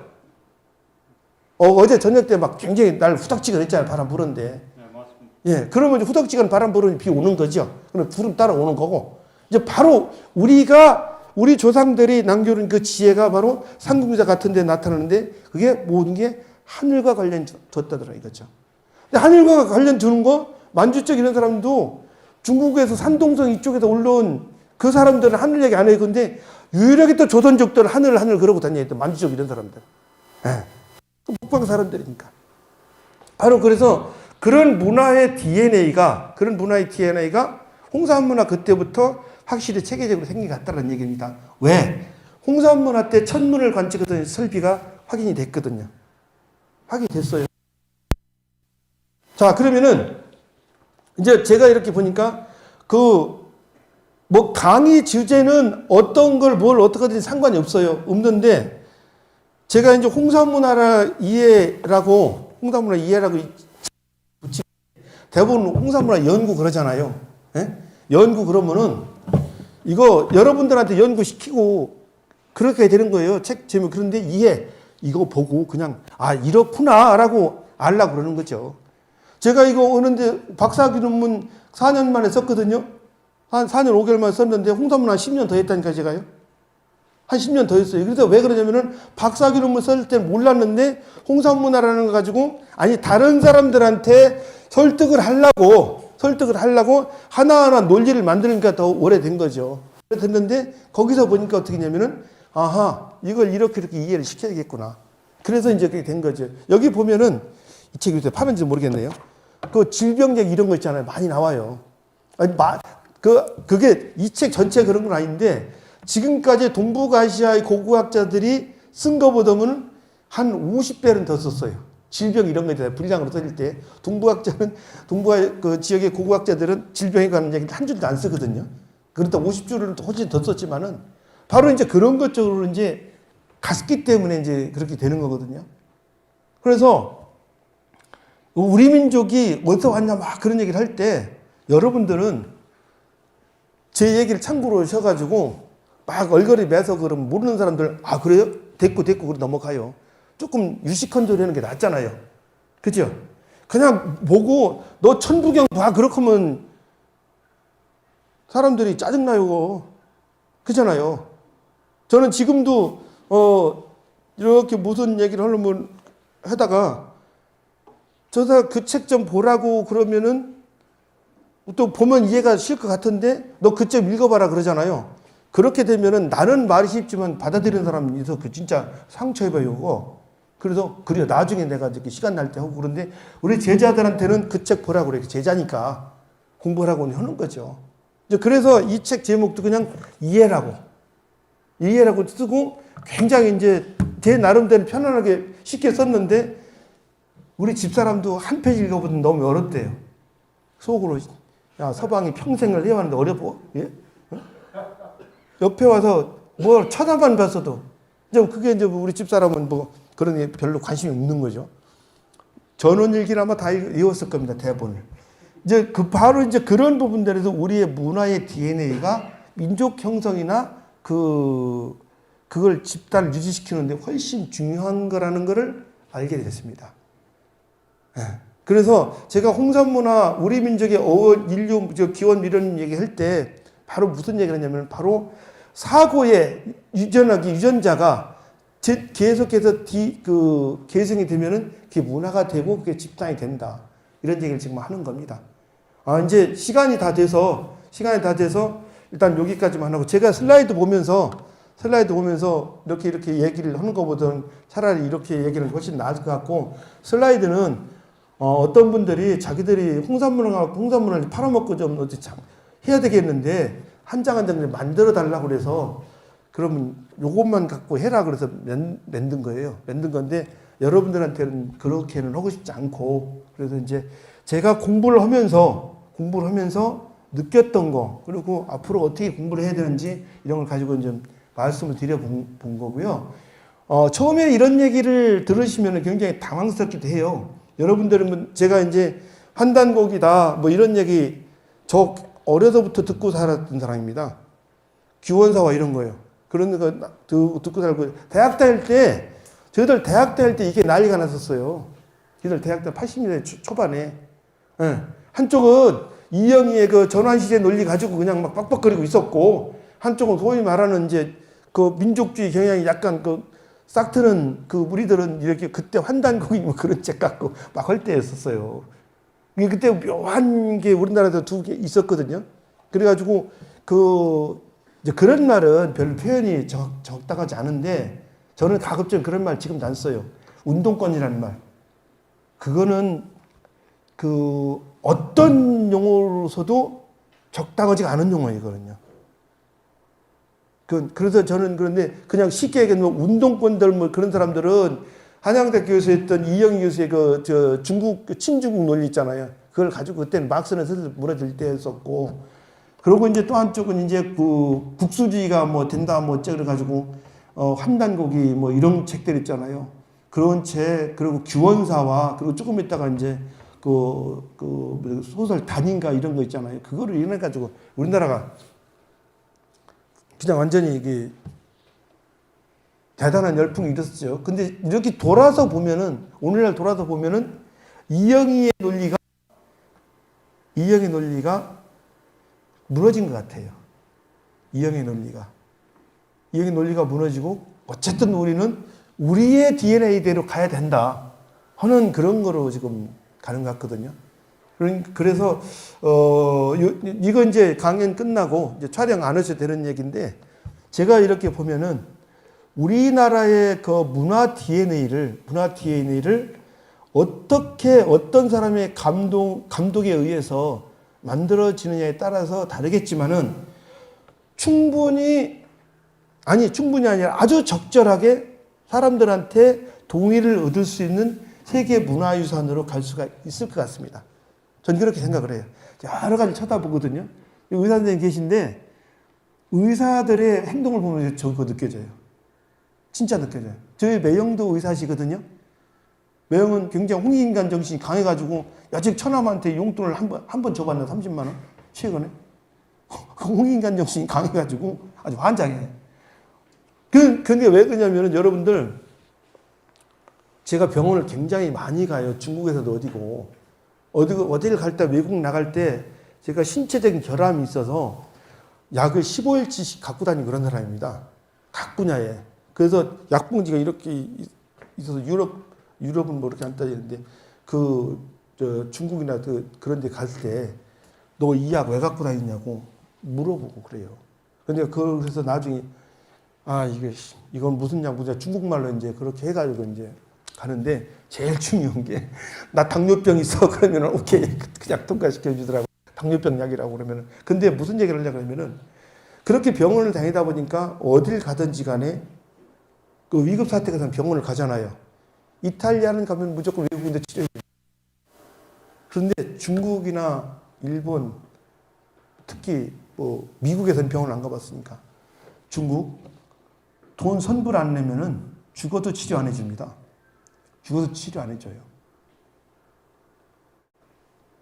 한국 사람 와서 이렇게 하면은 저 사람 돈 없던데 그러면 대부분이 돈은 나중이고 일단 사람 살게 할 거 아니요. 그거 달라요. 다르다고요. 여러분들 우리나라 사람들이 그런 부분에 대해서는 난 세계 최고라고 봅니다. 제도적인 운영 문제가 있어서 그렇지 사업하시는 분들 개인 사업하시는 분들 의료보험료 따끔하게 내시죠. 예? 내시는데 의료보험료 많다고 아이씨 의료보험 많어 그렇긴 하는데 의료보험 많다고 의료보험 거부하시거나 그렇진 않잖아요. 않잖아요. 그게 우리나라 사람들만은 할 수 있는 일이에요. 그거 미국 놈 일본 놈 그거 안 돼요. 그거 우리나라는 야 당신이 돈 내서 돈 많이 내야 어려운 사람들 보험료 거기 고쳐줘 해가면서 내라고 하니까 그런 거 없다고 그려오고 내는 거지. 미국 그게 사실은 국민 동의만 얻어 언제든지 할 수 있는 일이거든요. 미국 놈 안 되잖아요. 일본 놈도 안 되고. 그래서 그 보험료 올리고 그러는데 막 서로 신경 빡빡 쓰고 전기료 올리면 되게 뭐라 하잖아요. 그죠? 근데 의료보험료 올린다고 사람들이 뭐라 하나요? 에이씨 그러다가 그리고 말지. 그게 우리나라에서 나는 그게 우리나라 문화 DNA라고 봐요. 정말 DNA라고 봐요. 아 여러 나라 돌아다니면 전기료 제일 싸고 전화비 제일 싸고 택시비 제일 싼 나라 맞잖아요. 우리나라가. 맞잖아요. 그런 거 보면은 그게 국민들이 그렇게 한다고 해서 이렇게 싸우거나 누구랑 그러지 않고 조금 뭐 그럴지언정 그렇다 하더라도 다 동의해 주는 거. 이게 우리 문화의 DNA라고 그러는데 이렇게 이걸 가지고 홍보해서 싫어할 국민들 싫어할 나라 사람들이 있어요? 없어요. 여기 중국 분 계세요? 중국 학생들을 제가 그 학교에서 저보고 중국 학생들한테 한국사를 한번 가르쳐 보래요. 그러길래 야 중국 사람들 어떻게 가르치냐 그랬더니 중국어를 가르쳐 보래요. 그래서 미친놈들 한국에서 그 얘기하는데 한국말을 가르쳐야지 왜 중국어를 가르쳐? 근데 저보고 하라는데 사실 중국어가 자신 없어서 그랬고 그래서 근데 하라고 그러더라고. 그래서 조금 저기 인사고과를 줄게 준다고 그래서 고소리에 홀랑 쏘아가지고 이제 에라 해보겠다고 중국어로 이제 한국사를 가르쳐 봤어요. 저 중국 사람 100여 명을 한 달 정도는 버벅버벅 해주더라고. 그런데 이제 한 2달쯤 가니까 옛날에 중국에서 대학에서 그 교수할 때 강의할 때 그 실력이 어느 정도 나와서 했는데 나중에 와서 중국 애들이 뭐라고 하냐면은 삶이냐 이런 사는 거 있잖아요. 그런 걸 볼 때 자기들은 중국 가고 싶지 않대요. 아니 이렇게 좋은 나라가 어딨냐고. 이렇게 좋은 나라가. 중국에서는 배 아파서 소화제 먹으러 병원 가잖아요. 20만 원 내 20만 원. 20만 원 낸다고. 우리나라 그 이렇게 해가지고 4천 몇백 원 내면 되잖아요. 그렇잖아요. 처방해 주고. 중국은 20만 원 내요.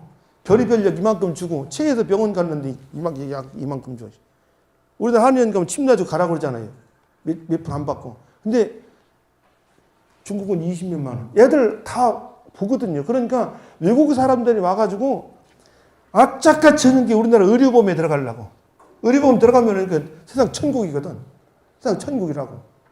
바로 이제 그런 제도가 애들이 살아보니까 그런 제도가 다 있는 거예요, 한국은. 한국 다 있으니까 어떻게 돼요? 이런 좋은 나라가 어딨냐. 그런데 국력으로 따지면 중국이 큰 것 같으니 국적만 중국 국적을 하고 사는 한국에 살고 싶다. 그런 얘기를 다 해요. 그리고 한국어에 능숙한 애들은 지들끼리 그 카톡 같은 걸 다 한국어로 다 해요. 중국이 복잡하거든. 이제 그런 게 중국 사람만 있는 게 일본 놈들도 그렇고 미국 놈들 여러분 미국 놈들 한국에 미치니까 그냥 막걸리도 잘 먹고 다 하더라고요. 홍어를 왜 안 먹어요? 홍어를 거짓말이지. 미국 놈들 먹여보니까 홍어에 막걸리 잘만 먹더만. 예. 이제 그래서 한국인들이 어떤 지금 가지고 있는 문화 DNA 그런 오늘날 어제 오늘 만들어진 것도 아니고 몇천 년부터 내려온 거고 이거를 갖다가 세계화만 어떻게 시킬 방법을 찾으면은 저는 세계 중심국가 뭐 그런 얘기는 좀 어설픈 얘기고 그냥 문화적으로 있잖아요. 문화적으로 그리스 정도는 대접받지 않을까? 저는 그런 생각이 들어요. 중국 문화 가지고 전 세계에서 대접 안 해줘요? 그런데 적어도 우리 그런 얘기를 가지고 오면은 서방에는 그리스가 있고 동방에는 한국이 있다고 하지 않을까 하는 생각은 듭니다. 솔직히 그건 자신 있어요, 저도. 자, 강의는 제가 이제 15분을 더 했으니까 여기까지 하고 여러분들 혹시 질문 있으면 질문 받도록 하겠습니다. 예. 홍산 문화가 이제 대부분 뭐 어디 보면은 4대 문명이 쭉 있듯이 예. 홍산 문화가 기원전 지금부터 한 4,000년 경부터 쭉 있었다고 하는데 예. 그러면은 환웅 배달로 가는 그 환웅 시대의 도읍지 정도 되는 거예요? 그 당시에 수도? 질문이 다 끝나신 건가요? 예, 예. 그럼 오케이. 이렇게 된 겁니다. 흔히 홍산 문화가 뭐 4대 문명 거기서부터 앞섰다고 뭐 중국 어디부터 앞섰다고 그러는데 그거는 우리의 너무 뭐라 그럴까요? 아전 인수격이고 뭐라 그럴까 조금 더 심한 표현도 가능한데 그건 아니고 지금부터 4,000년, 5,000년 아니 AD 지금부터 6,000년, 7,000년 전에 세계 다른 나라에서 굉장히 많은 문화들이 있어요. 다 있습니다. 다 있고 그래서 이제 그거를 갖다가 어떻게 설명을 우리만 우수하다 그렇게 설명은 안 되고 따지고 보면은 그때 당시에 이집트 있잖아요. 이집트 같은 경우는 엄청난 그 측량 이런 건축술이 나와요. 그러니까 그런 거는 각 지역에 있는 하나의 어떤 독특한 문화라고 생각을 하면 되고 이제 환웅 뭐 이런 얘기를 하는데 역사를 연구한 사람들 국가라는 얘기가 언제부터 국가 단계다 하는 얘기는 역사학자들이 한 얘기 아니고 그는 칼 막스가 한 얘기입니다. 칼 막스가 청동기 시대 있잖아요. 청동기 시대부터 국가 시대로 들어간다는 칼 막스하고 칼 막스 이후에 오스트리아의 고고학자 고든 차일드가 한 개념입니다. 그래서 금속 있죠, 금속. 금속기가 사용되던 시기가 역사 국가라는 단계를 들어갔다고 그랬는데 그 이전이 있죠. 그런 칼 막스나 고든 차일드 이론이 나오기 전까지 국가라는 거는 지금 원장님께서 말씀하시는 환인 시대 때도 국가였고 환웅 시대 때도 국가였을 겁니다. 그랬던 거죠. 그래서 그거는 역사 연구 방법에서의 문제가 되지 그걸 부정할 건 아닙니다. 예를 들어서 국가란 해놓고 나서 국가란 저처럼 저는 국가라는 거를 갖다가 그 집단의 어떤 그 형성이 되고 거기에 어떻게 된다? 그 계급이나 제도나 세금 관계가 운영이 되면 국가로 볼 수가 있다라고 한다고 그러면은 사람들이 집단을 이루고 사는 그 시기 있죠. 그러니까 홍산 문화보다 훨씬 앞선 시기도 문화들이 있거든요. 그때도 국가로 볼 수가 있는 겁니다. 그래서 그 정의 여는 거 있잖아요. 정의를 어떻게 하느냐에 따라서 국가를 볼 수 있느냐 없느냐를 얘기를 하는 거예요. 근데 지금 현재 우리 국가라는 거는 이제 칼 막스나 이런 사람들이 얘기했던 걸 갖다가 함정을 한 거고 묘하게도 삼국유사에 단군 얘기를 하면서 국가를 세웠다는 얘기 나오거든요. 그거는 무슨 얘기냐면은 이게 조금 전문적으로 들어가는데 민족이라는 거 있잖아요. 우리 홍산 뭐 이런 그런 사람들은 정신적인 집단체라고 그랬잖아요. 정신적인 집단체라고 했는데 국가라는 거는 경제의 집단체입니다.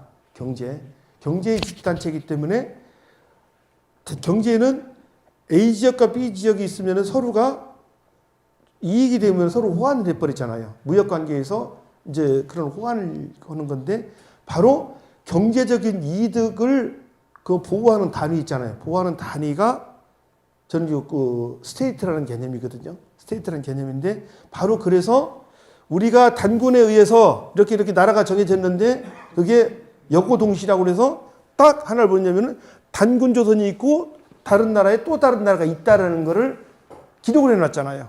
바로 그게 뭐냐면은 상대적인 개념이라는 얘기거든요.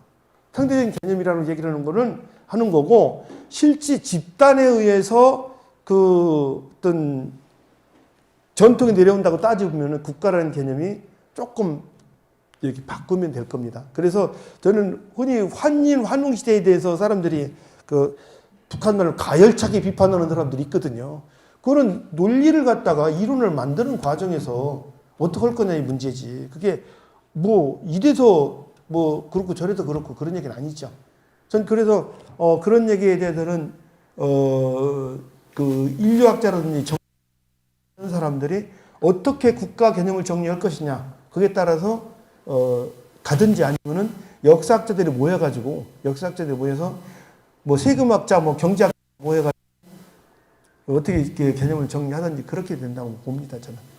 그 개념을 어떻게 하느냐, 그 차이입니다.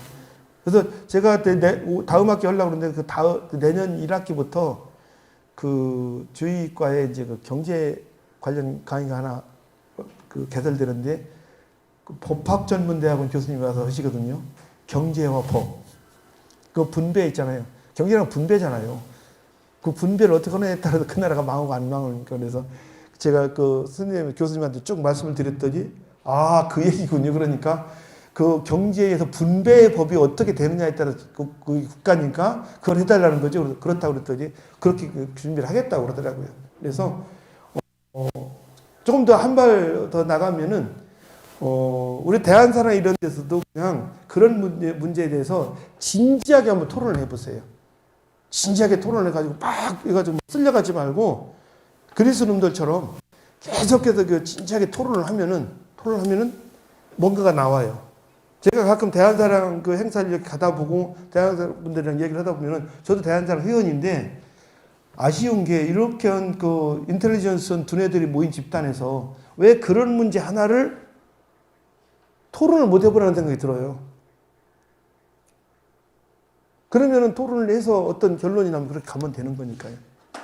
영조 때 환인, 환웅, 단군 얘기가 나와요. 안 나오는 게 아니라 나옵니다. 우리나라에서 그런 얘기가 나옵니다. 그래서 뭐 정조 때 보면 민주라는 말도 쓰고 시민이라는 말도 쓰고 그래 우리나라에서. 네. 언제 기회 되면 조금 더 구체적으로 얘기를 한번 개인적으로 하시죠. 예, 그 다른 질문. 예.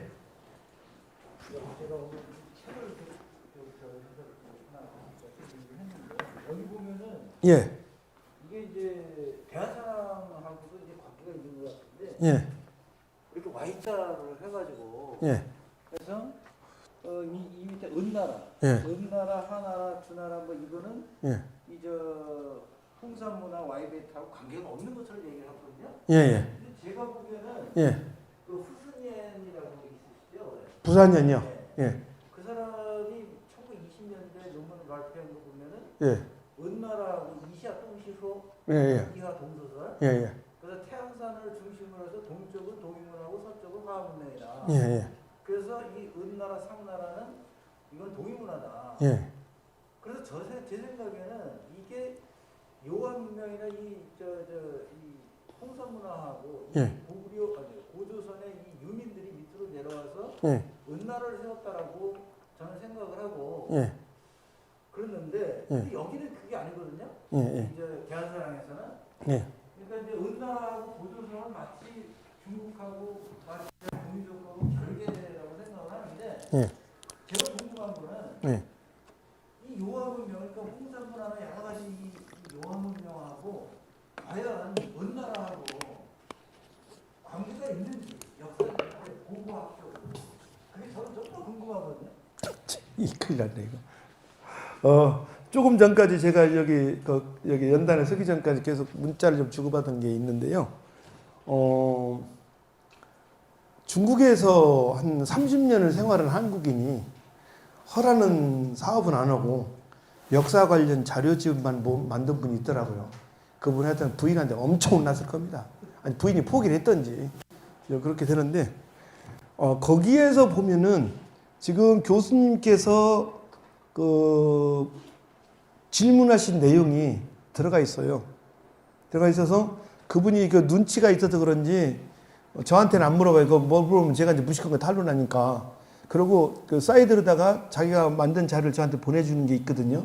보내주는 게 있는데, 그런 부분을 볼 때 교수님이 말씀하셨던 일부가 성립되는 게 있어요.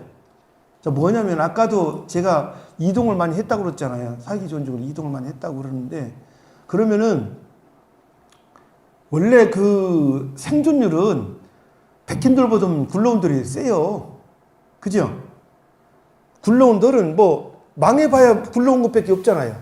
그러니까 거기서 밑바닥에서 하다 보니까 그 굴러온돌이 이제 백힌돌 깨쳐 부시는 거는 이제 쉬운 일인데 이게 뭐냐면은 북방에 살다가 남방으로 내려갔을 때 남방놈들이 그거 좋아하겠어요? 안 좋아하잖아요. 저 새끼 뭐요? 이렇게 할 텐데 그 사람들은 그 소리를 듣거나 말거나 내가 살아야 되는 거잖아요. 살아야 되니까 살 수 있는 일, 모든 일을 다 하죠. 그럼 대부분 이겨요. 한 2대, 3대 가면은. 그럼 이제 그 사람들이 거기 현지 사람들과 토착화 되면서 같이 이제 어우렁더렁해지면서 거기 그 사람들 것도 따라가고 자기들 가져온 거 있잖아요. 그것도 주장할 거잖아요. 저는 그런 면이라고 보고 또 하나는 그 각골문에 거기 한 15세기 정도, 15, 16세기 정도의 각골문에 그 상나라의 동북쪽 있잖아요. 상나라의 동북쪽을 굉장히 중요시하는 기록들이 나와요. 상나라의 동북쪽을 굉장히 중요시하는 기록이 나오는데 그 상나라의 동북쪽에는 고조선 지역이 있거든요. 고조선 쪽을 중요시해서 나온다고요. 제가 요거는 그냥 듣기 좋은 얘기, 아니 어디 가서 하자는 얘기인데 별자리가 28수잖아요. 28수인데 27수가 기입니다. 기. 그 복귀될 때 기자가 28수의 그 기인데 제가 이제 돌림자인데 아버지가 옛날에 키기자라고 이렇게 저한테 알려주셨는데 나중에 이렇게 봤더니 그 키기자가 아니었고 별자리 있잖아요. 중국에서 우리나라의 별자리 방향을 기좌로 봤더라고요. 기좌로. 기 방향으로 본 거예요. 그래서 28수, 27수가 이제 그 기수기거든요. 그러면은, 아니, 이거는 그냥 저 혼자서 하는 얘기인데, 저는 그래서 퍼블리시 못하는 내용인데, 기자라는 말 있잖아요. 기자는 기가 자기니까 기자라는 말은 원래 상나라 왕족들이 성이 자시잖아요. 주나라가 희씨고 자시인데 그 자시의 중국은 이제 성이 뒤에 붙었으니까 옛날에는 그러면은 혹시 그 사람들이 기자 조더니 이 동북방에 있는 사람들을 그냥 그렇게 부른 거 아니요? 저는 가끔 그런 생각도 들더라고요. 그래서 이제 제가 나중에 봤더니 저희 집안에서 이렇게 봤더니 그 돌림자를 언제 만들었는지 모르지만은 이 기자를 돌림자로 쓰기가 무지하게 버거운 자였어요. 무슨 버거운 자였냐면은 별을 얘기하는 거거든요. 별을 얘기하는 거기 때문에 하늘천자라니 별 이런 거 있잖아요. 잘 안 써요. 동아시아에서는 이게 막 굉장히 커진단 말이죠. 그래서 제가 야, 우리 시조 할아버지 그 원절에서 그때 뭐 좀 하다가 우리 돌림자를 이자를 써놓으신 거 아닌가 이제 제가 이제 우사감에 그랬거든요. 그래서 이제 그런 거를 볼 때 상나라를 세우고 하나라도 그렇고요.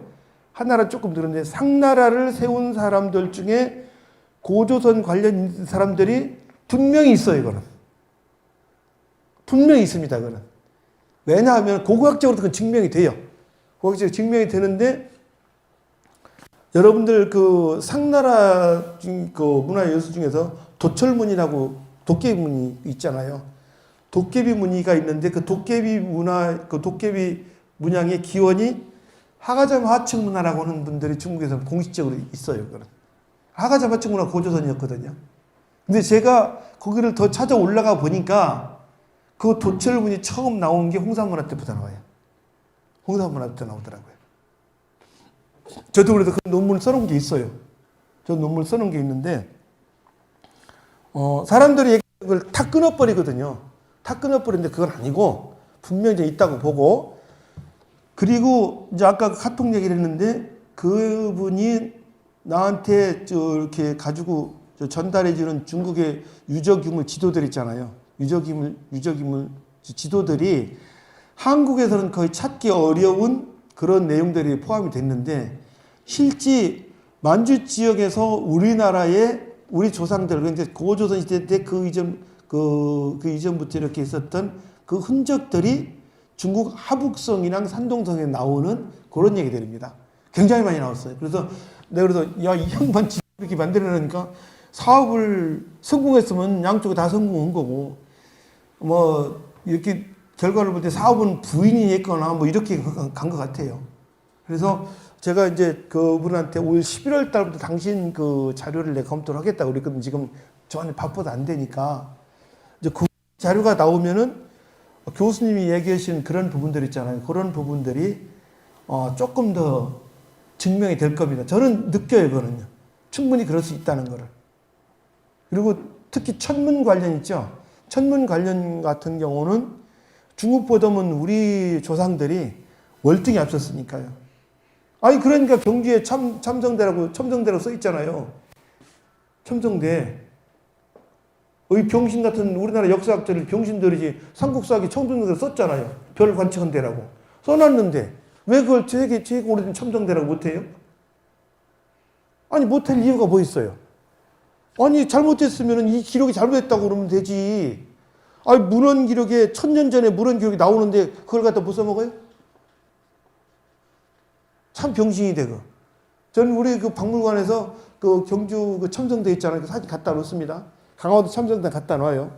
여러분들 강화도 첨성단 그 제 제자가 올 하반기쯤에 논문 쓸 것 같은데 그 첨성단 올라가서 그 재고 거기서 뭐 이렇게 활용했던 천문관측 어떻게 그 결과가 나오면은 여러분들 깜짝 놀랄 겁니다.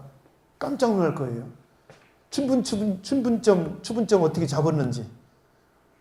천문에서 가장 중요한 건 동지점을 잡는 게 아니라 춘분점 잡는 거거든요. 춘분점. 우리 조상들 그렇게 살았어요. 그래서 그런 부분들이 우리 중국에서 천문학이 우리의 영향을 분명히 받았어요. 분명히 받았어요. 천문도를 중국이 갖다 쓰거든요. 고구려 천문 기록을 중국이 갖다 써요. 우리는 중국에 다 온 줄 알고 있죠? 그걸 갖다 쓴다고요. 그 서산에 그 위대한 천문학자 계시죠? 예. 그 저희 박물관에다가 그 천문 놓을 때 그분 그 모셔 놓으려고 그래요. 아니 그렇게 하지 말고 누가 그 선생님 사진하고 자료 있죠? 그분 이거 좀 주세요. 내가 우리 박물관 그 저 일전시실 결의하고 딱 모셔 주세요. 네. 저 그분 자료 때문에 서산에다가 있는데도 내가 얘기 지나가는 개가 짖는 것도 아니고 아무도 안 쳐다보대. 그래서 얘라 모르겠다. 내가 그러고 말았는데 사실 천문이라는 게 전 세계에서 가장 중요한 학문이었어요. 지금도 그렇고요. 저 그 매년 10월 말쯤이면은 그 이듬해 달력 국립천문연구원에서 받거든요. 다 계산식으로 나온 거 받아요. 받으면서 아무것도 아닌 것 같지만은 그 천문력 계산 잘못하면 인공위성도 잘못되고 다 잘못되고 그렇게 중요한 거예요. 지금도 중요한 거예요. 지금도. 자, 어떤 그런 거 오늘 그 깊이 말씀 못 드려서 그렇고 제가 그 은나라 때 동국방을 중요했던 그 논문 있잖아요. 그거 제가 확인해가지고 교수님한테 드릴게요. 예. 다른 질문. 제가 한 번만. 예, 예. 교수님. 예, 뭐 하십시오. 예. 하십시오. 예, 하십시오. 그 제가 알기로 홍산문화의 그 묘제가 예. 전방후원분이라는 게 있었잖아요. 전방 후원분이 있고 홍산문화 묘제는 그거 좀 다른 얘기. 예. 홍산문화 그 묘제 중에서도 예. 그 묘제에 그 전방후원분이 있었는데 예. 그 전방후원분 묘제가 예. 일본으로 건너가는 과정을 예. 좀 그 과정이 궁금하거든요. 일본의 그 천황이나 예. 그 묘제 역시도 그 저희 전방 후원분이잖아요. 예. 예. 예. 제가 알기로 그렇게 알고 있고 예. 그 부분을 가지고서 이제 일본 애들이 그 예. 인나 일본 부서를 주장하고 있잖아요. 우리나라 지금 전라도 남부 지역에 예. 일부 이제 전방 후원분이 있다 보니까 예. 그거를 갖다가 이제 그 언제 그때 신공철학 때인가 예. 그때 그 묘제 형식을 그 일본 애들이 우리나라의 이제 그 남해안 지역을 서남해안 지역을 예. 지배를 하면서 예. 지배를 했다라는 그런 그 주장을 하는 그 주장 중에 가장 대표적인 게 그 묘제잖아요. 그 전방 후원분 가지고 예, 하는데 예. 그 부분에 대해서 좀 궁금증이 있는데 예. 그거 답을 한번 주시죠. 그러면 질문이 이제 세 가지죠. 홍산문화에 전방 후원분이 있었고, 예, 예. 그 다음에 그것이 일본으로 어떻게 건너갔느냐. 그러면 뭐 예. 우리나라를 거쳐갔는지 아니면은 예. 일본으로 직접 가가지고서 예. 걔네가 주장하는 그 일본 그래서 임야일본 부설이 가능한지, 그렇죠. 요 세 가지죠. 예, 예. 세 가지면은 이거 정리를 하는데, 그냥 그 홍산문화에는 전방 후원분이 없습니다. 그건 확실합니다. 그거는 이영구 교수님. 그건 이영구 교수님이 얘기일지 모르지만은 예, 예. 이영구 교수님 홍산문화에는 어떤 전방 후원분이 없습니다. 그리고 그러다 보니까 전방 후원분이 어떻게 건너가느냐 하는 얘기 있잖아요. 그 얘기는 지금 내가 그 과제를 하고 있는데 어쩌면 한반도 남부 지역에서 전방 후원분이라고 보이는 것들이 나올지도 모르겠어요. 일본보다 빠른 게 나올지도 모르겠고, 또 하나는 지금 우리가 알고 있는 일본의 거대한 전방 후원분들 있잖아요. 그 대부분이 1890년대 동경박람회 때 공토가 돼서 대토를 해가지고 키운 것들이 대부분입니다. 번역을 다 해가지고 책으로 내려고 준비를 하고 있는데, 어떤 무덤들은 가보니까 막 높이가 20m 이렇게 되는 무덤들이 있었거든요. 발굴하고 원래 절개를 해봤더니 원래 높이가 3m도 안 돼요. 근데 다 일본 놈들이 계속 더 씌워놓은 겁니다. 또 일본 역사를 자랑하려고 1800년대 후반경에. 그래서 그런데 전방 후원부는 일본의 역사에서 보면은 AD 3, 4세기 이후로 나타나는 거거든요. 이 3, 4세기 이후로 나타나는 거라 돼서 이제 그걸 가지고 연구를 하는데, 이상하게도 일본에서 전방 후원분이 어느 날 툭 튀어나와 버려요. 툭 튀어나온다고요. 전방 후원 그 무덤 속에 들어가 본 사람 거의 없을 겁니다. 저는 들어가 봤어요. 전방 후원물 들어가 봤다고요. 그 사진이랑 다 찍은 것도 있고, 그래서 뭐 책으로 내요. 그게 전방 후원물이 우리나라 돌방 무덤이랑 비슷해요. 횡행실 돌방 무덤을 더 씌운 거로. 그렇게 되는데, 거기서 이제 더 중요한 게 임나일본물이 더 궁금하시죠? 일본에서. 다 궁금해요. 예. 그런데 일본에서 임나일본부설을 주장한 거는 그건 진짜 억지 주장하고 조작을 한 거죠. 그 일본 서기의 임나에 관한 기록이 어떻게 나와 있냐면은, 임나 사람이 자기가 이제 돌아간다고 그래서 천황이 이렇게 이제 한번 만나가지고 차를 마시든 커피를 마시든 했겠죠. 그 기록이 일본 서기엔 처음 나옵니다. 그 임나에 관한 기록이. 임나 사람이 돌아간다고 그래서.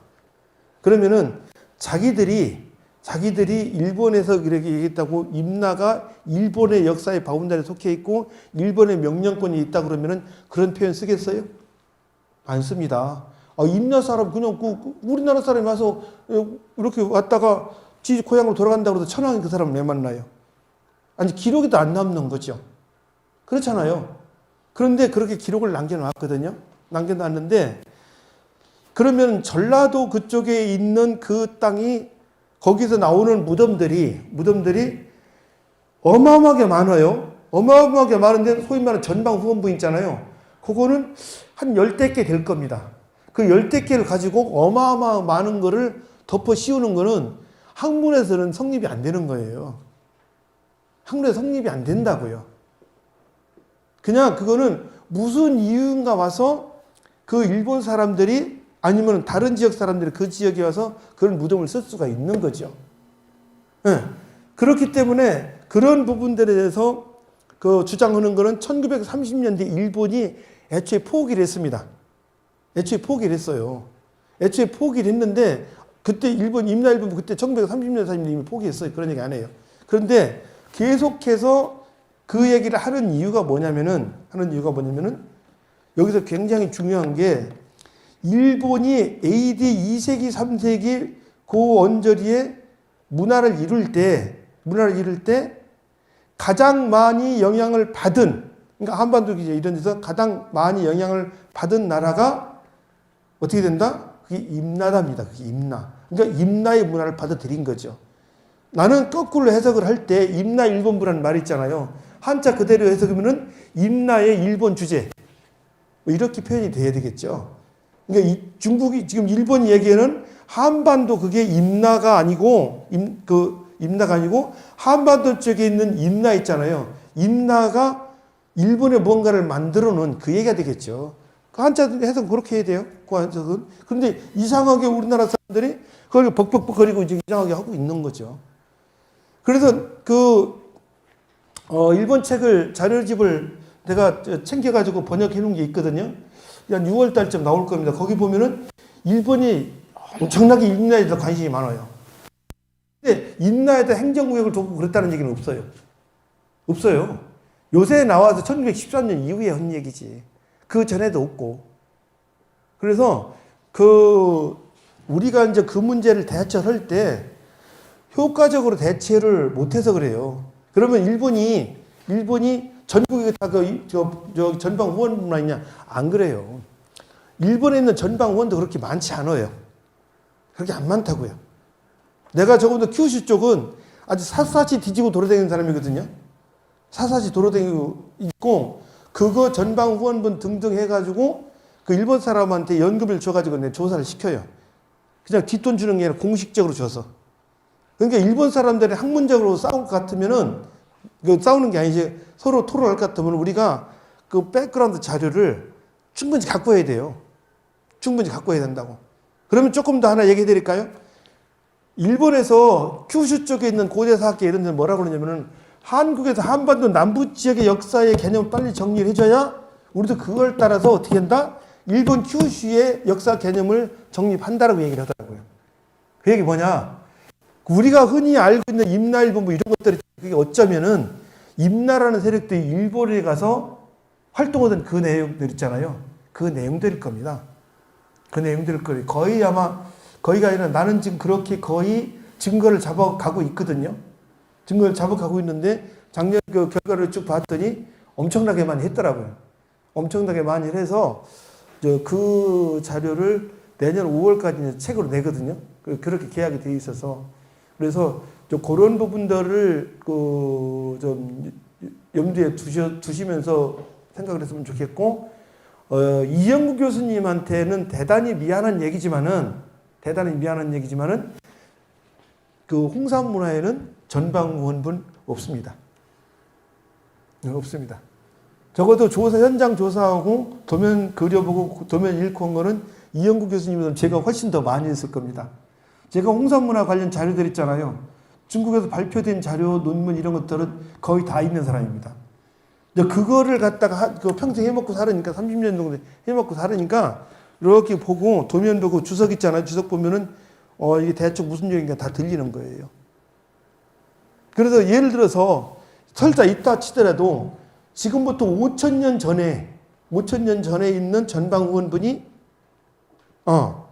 지금부터 이제 5,000년 그렇게 되죠. 그런데 3,000년 있다가 그 시기에 있던 전방 후원분이 없어졌어. 그러다가 3,000년 있다가 벌컥 나와가지고 어디로 전파됐다? 그건 고고학에서 아예 그런 얘기는 성립이 안 되는 겁니다. 그러니까 예를 들어서 일본의 전방 후원분이라는 것이 거기도 한 5,000년 전에 있었다. 이쪽도 5,000년 있었다. 그러면 얘기가 되는 거죠. 그러면 좀 얘기가 되는데 5,000년에 여기 나왔어. 그런데 3,500년 동안 안 보여. 그러다가 3,500년 후에 덜컥 일본에서 나왔어. 근데 한반도에서는 안 나와. 그럼 어떻게 하자는 거예요? 그 사람들이 막 거기서 막 배 타고 아니 뭐 막 그냥 갔다고 이렇게 설명을 해야 되는 거거든요. 문화 전파는 그렇게 안 돼요. 그러니까 이런 거죠. 미국이 저기 아메리칸들이죠. 그런 영국 사람들이 지금 미국 땅에 갈 때 정말 미국 놈들이 영국 놈들이 이상한 놈들이에요.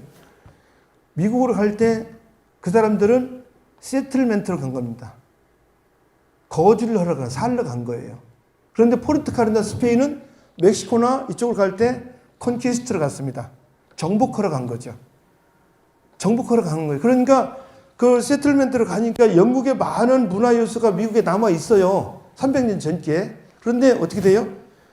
이쪽은 그 전국 이렇게 미국은 이렇게 흩어져 있는데 그러니까 하버드 대학도 있고 뭐 이렇게 쭉 있잖아요. 예일 대학도 있고 코네티켓 예일 대학, 하버드, 보스턴의 하버드 이렇게 쭉 있는데 멕시코나 이런 데 가면은 포르투갈이나 스페인 사람들은 지금도 성을 쌓고 살아요. 그 사람은 정복자였거든. 정복자였기 때문에 미국 사람들은 인디언들이랑 지금 네이티브 아메리칸이라고 돼 이 사람들이랑 서로 협력을 하는 과정이었고 이 사람들은 때려 까부시는 그런 현상들이었거든요. 그런데 바로 이제 그래서 정복자로 가서 어느 나라 가서 한번 두들겨 잡을 수 있으면은 그 문화를 안 갈 수가 있지만은 하나하나 간다고 그러면은 예를 들어서 만주에서 일본을 가려고 그러면은 배를 안 타고 한반도를 거쳐 가려면은 조심조심 하다가 보면은 한반도 어딘가에도 그게 남아야 되는 거죠. 전방후원문이 있어야 된다니까요. 근데 아직 그렇게 많이 발굴했는데도 불구하고 전방후원문이 안 나와요. 인구 비례를 따질 때 전 세계에서 고고학자 제일 많은 나라가 한국일 겁니다. 직업적으로 월급 받는 고고학자 무지하게 많아요. 서산도 많죠. 예? 서산 시청 뭐 해가지고 태안 가면 또 많잖아요. 다 고고학자, 자기들 고고학자라고 그러거든요. 이제 일하기 싫으니까 자기들 하라고 그러지. 예. 그런데도 불구하고 그렇게 했는데도 아직 안 나와. 그러면은 이영구 교수님의 가설이 틀렸을 가능성이 매우 높지요. 저는 확신을 하고. 그러니까 저 같은 경우는 그런 거는 그냥 그 철학용어는 공리라고 그러죠. 그런 증명을 안 해도 인정을 해야 되는 공리적인 요소입니다. 그러면 저희가 예. 그 전방 후원분에 대한 교수님의 이제 기로를 이해를 한다면은 예. 그 뭐 홍산문화권이든 아니면 뭐 요소지방이든 그 지역에서 예. 문화라는 자체가 뭐 묘제가 됐건 뭐가 됐든지 간에 예. 선진문화 자체가 예. 그러니까 그보다 문화 경쟁력에서 이제 약한 지역으로 이제 옮겨가는 거잖아요. 예. 그렇다면은 예. 저 개인적으로 이제 질문 드리는 거는 예. 그 묘제 형식이 예.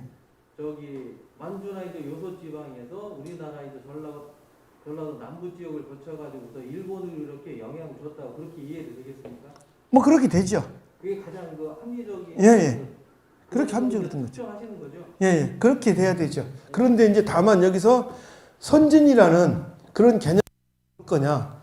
예를 들어서 이제 저 같은 경우는 그렇게 말씀을 하시니까 저는 그 문화 유적이나 이렇게 문화 수준을 볼 때는 신라부터 가야가 먼저 건국됐다고 하는 사람이거든요.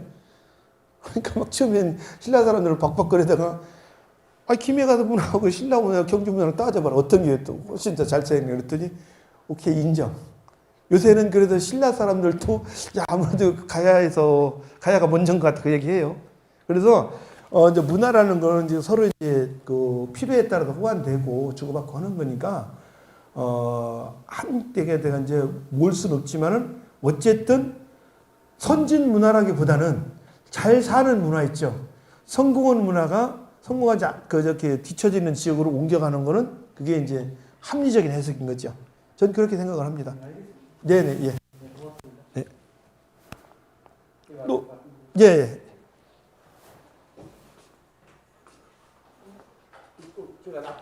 예. 예. 교수님한테 손에 예. 교수님 네, 맞게 가져오십시오. 다가 또 충청도 분이 몰랐어요. 예. 저 서천이에요.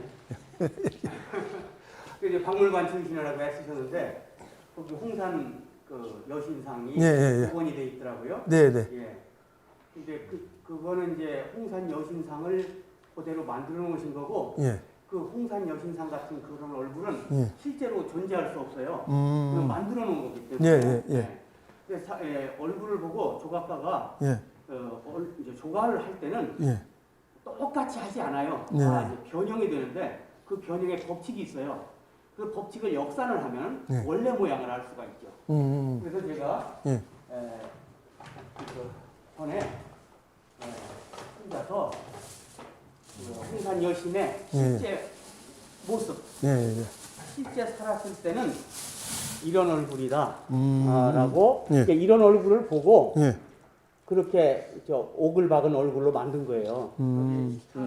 그래서 그래서 제가 이사하는 과정에 이런 데 좀 기스나고 그랬는데 일본만 했습니다. 그래서 이걸 그 박물관에 드리고 싶었어요. 예. 받고 싶지 않아도 받으세요. 아닙니다. 제가 잠깐 해. 그래서 예. 이제 그럼 이제 이런 분들이 우리 한국인하고 어떤 상관이 있느냐? 오늘 주제가 이제 그것도 어느 정도 들어 있는 것 같아요. 이런 사람들의 그 홍산 사람들은 저는 얼굴로 연구하는데 얼굴을 가지고 어떻게 그걸 알 수 있냐면 얼굴 만드는 유전자는 수가 아주 적어요.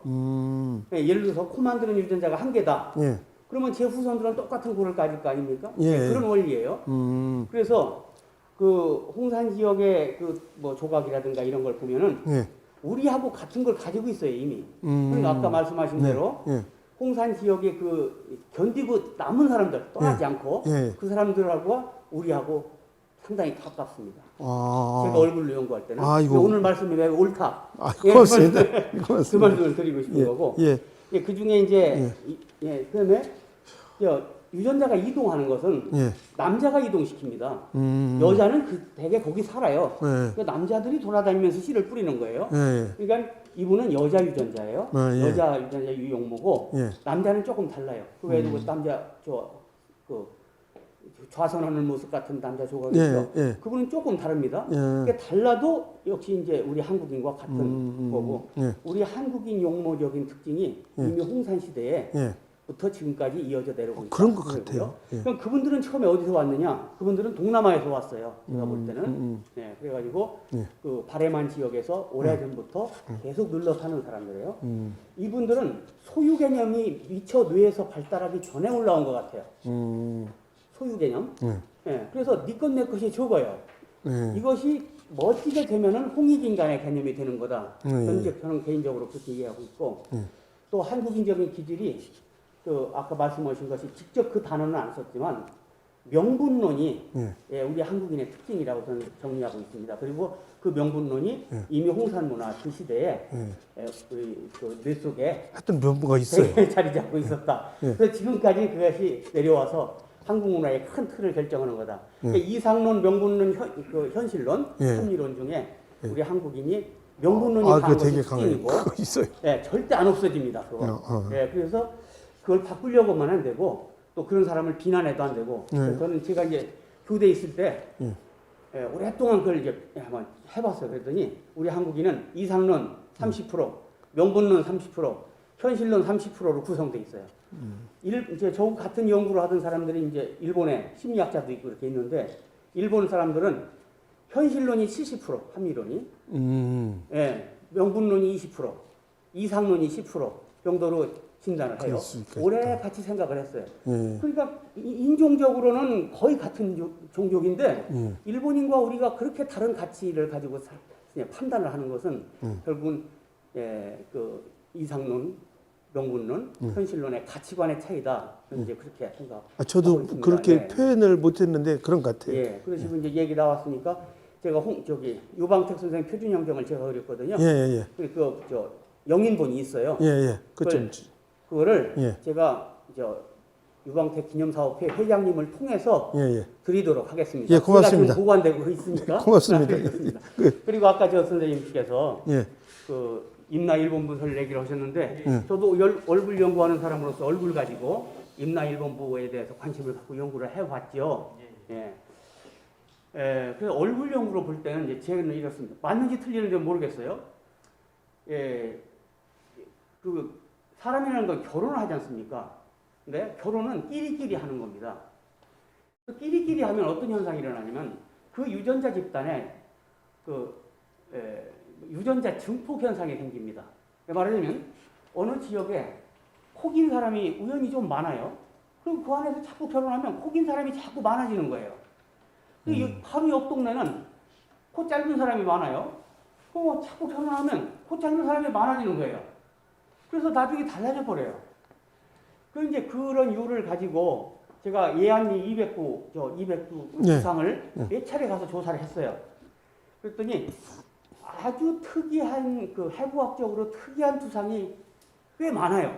그건 뭘 말하냐면 자기들끼리 결혼을 오래 했다는 걸 뜻해요. 적어도 300년 이상. 10대 이상 넘어가게 그렇게 결혼하면은 특이하게 생겨요. 그것이 이제 뭐냐면 턱이 안 맞는다든가 치열이 안 맞는다든가 뭐 이런 이제 골이 많이 나와요. 근데 그런 정도의 변형이 일본에서는 15세기에 나와요. 그러면 그런 비율로 본다면 가야 지역에서 먼저 그런 변형 현상이 있었고 1000년이나 더 지나서 일본에서 일어났다는 얘기이기 때문에 가야에서 일본으로 갔다는 말이 맞는 거죠. 저는 그렇게 봐요. 제가 얼굴로 볼 때는 그렇게 보입니다. 너무 막 큰 소리로 얘기했나요? 네, 고맙습니다. 오늘 반갑습니다. 네, 고맙습니다. 예. 하여튼 이렇게 해서 그 토론도 강연에도 전문가들이 이렇게 모여서 하면은 그 시너지 효과가 굉장히 큽니다. 예. 교수님 고맙습니다. 예. 예. 자 그러면 질문이 없으면은 이거를 마치도록 하겠습니다. 자 고맙습니다. 예. 아이고 이거 제가 잘못 이렇겠습니다. 좀 아까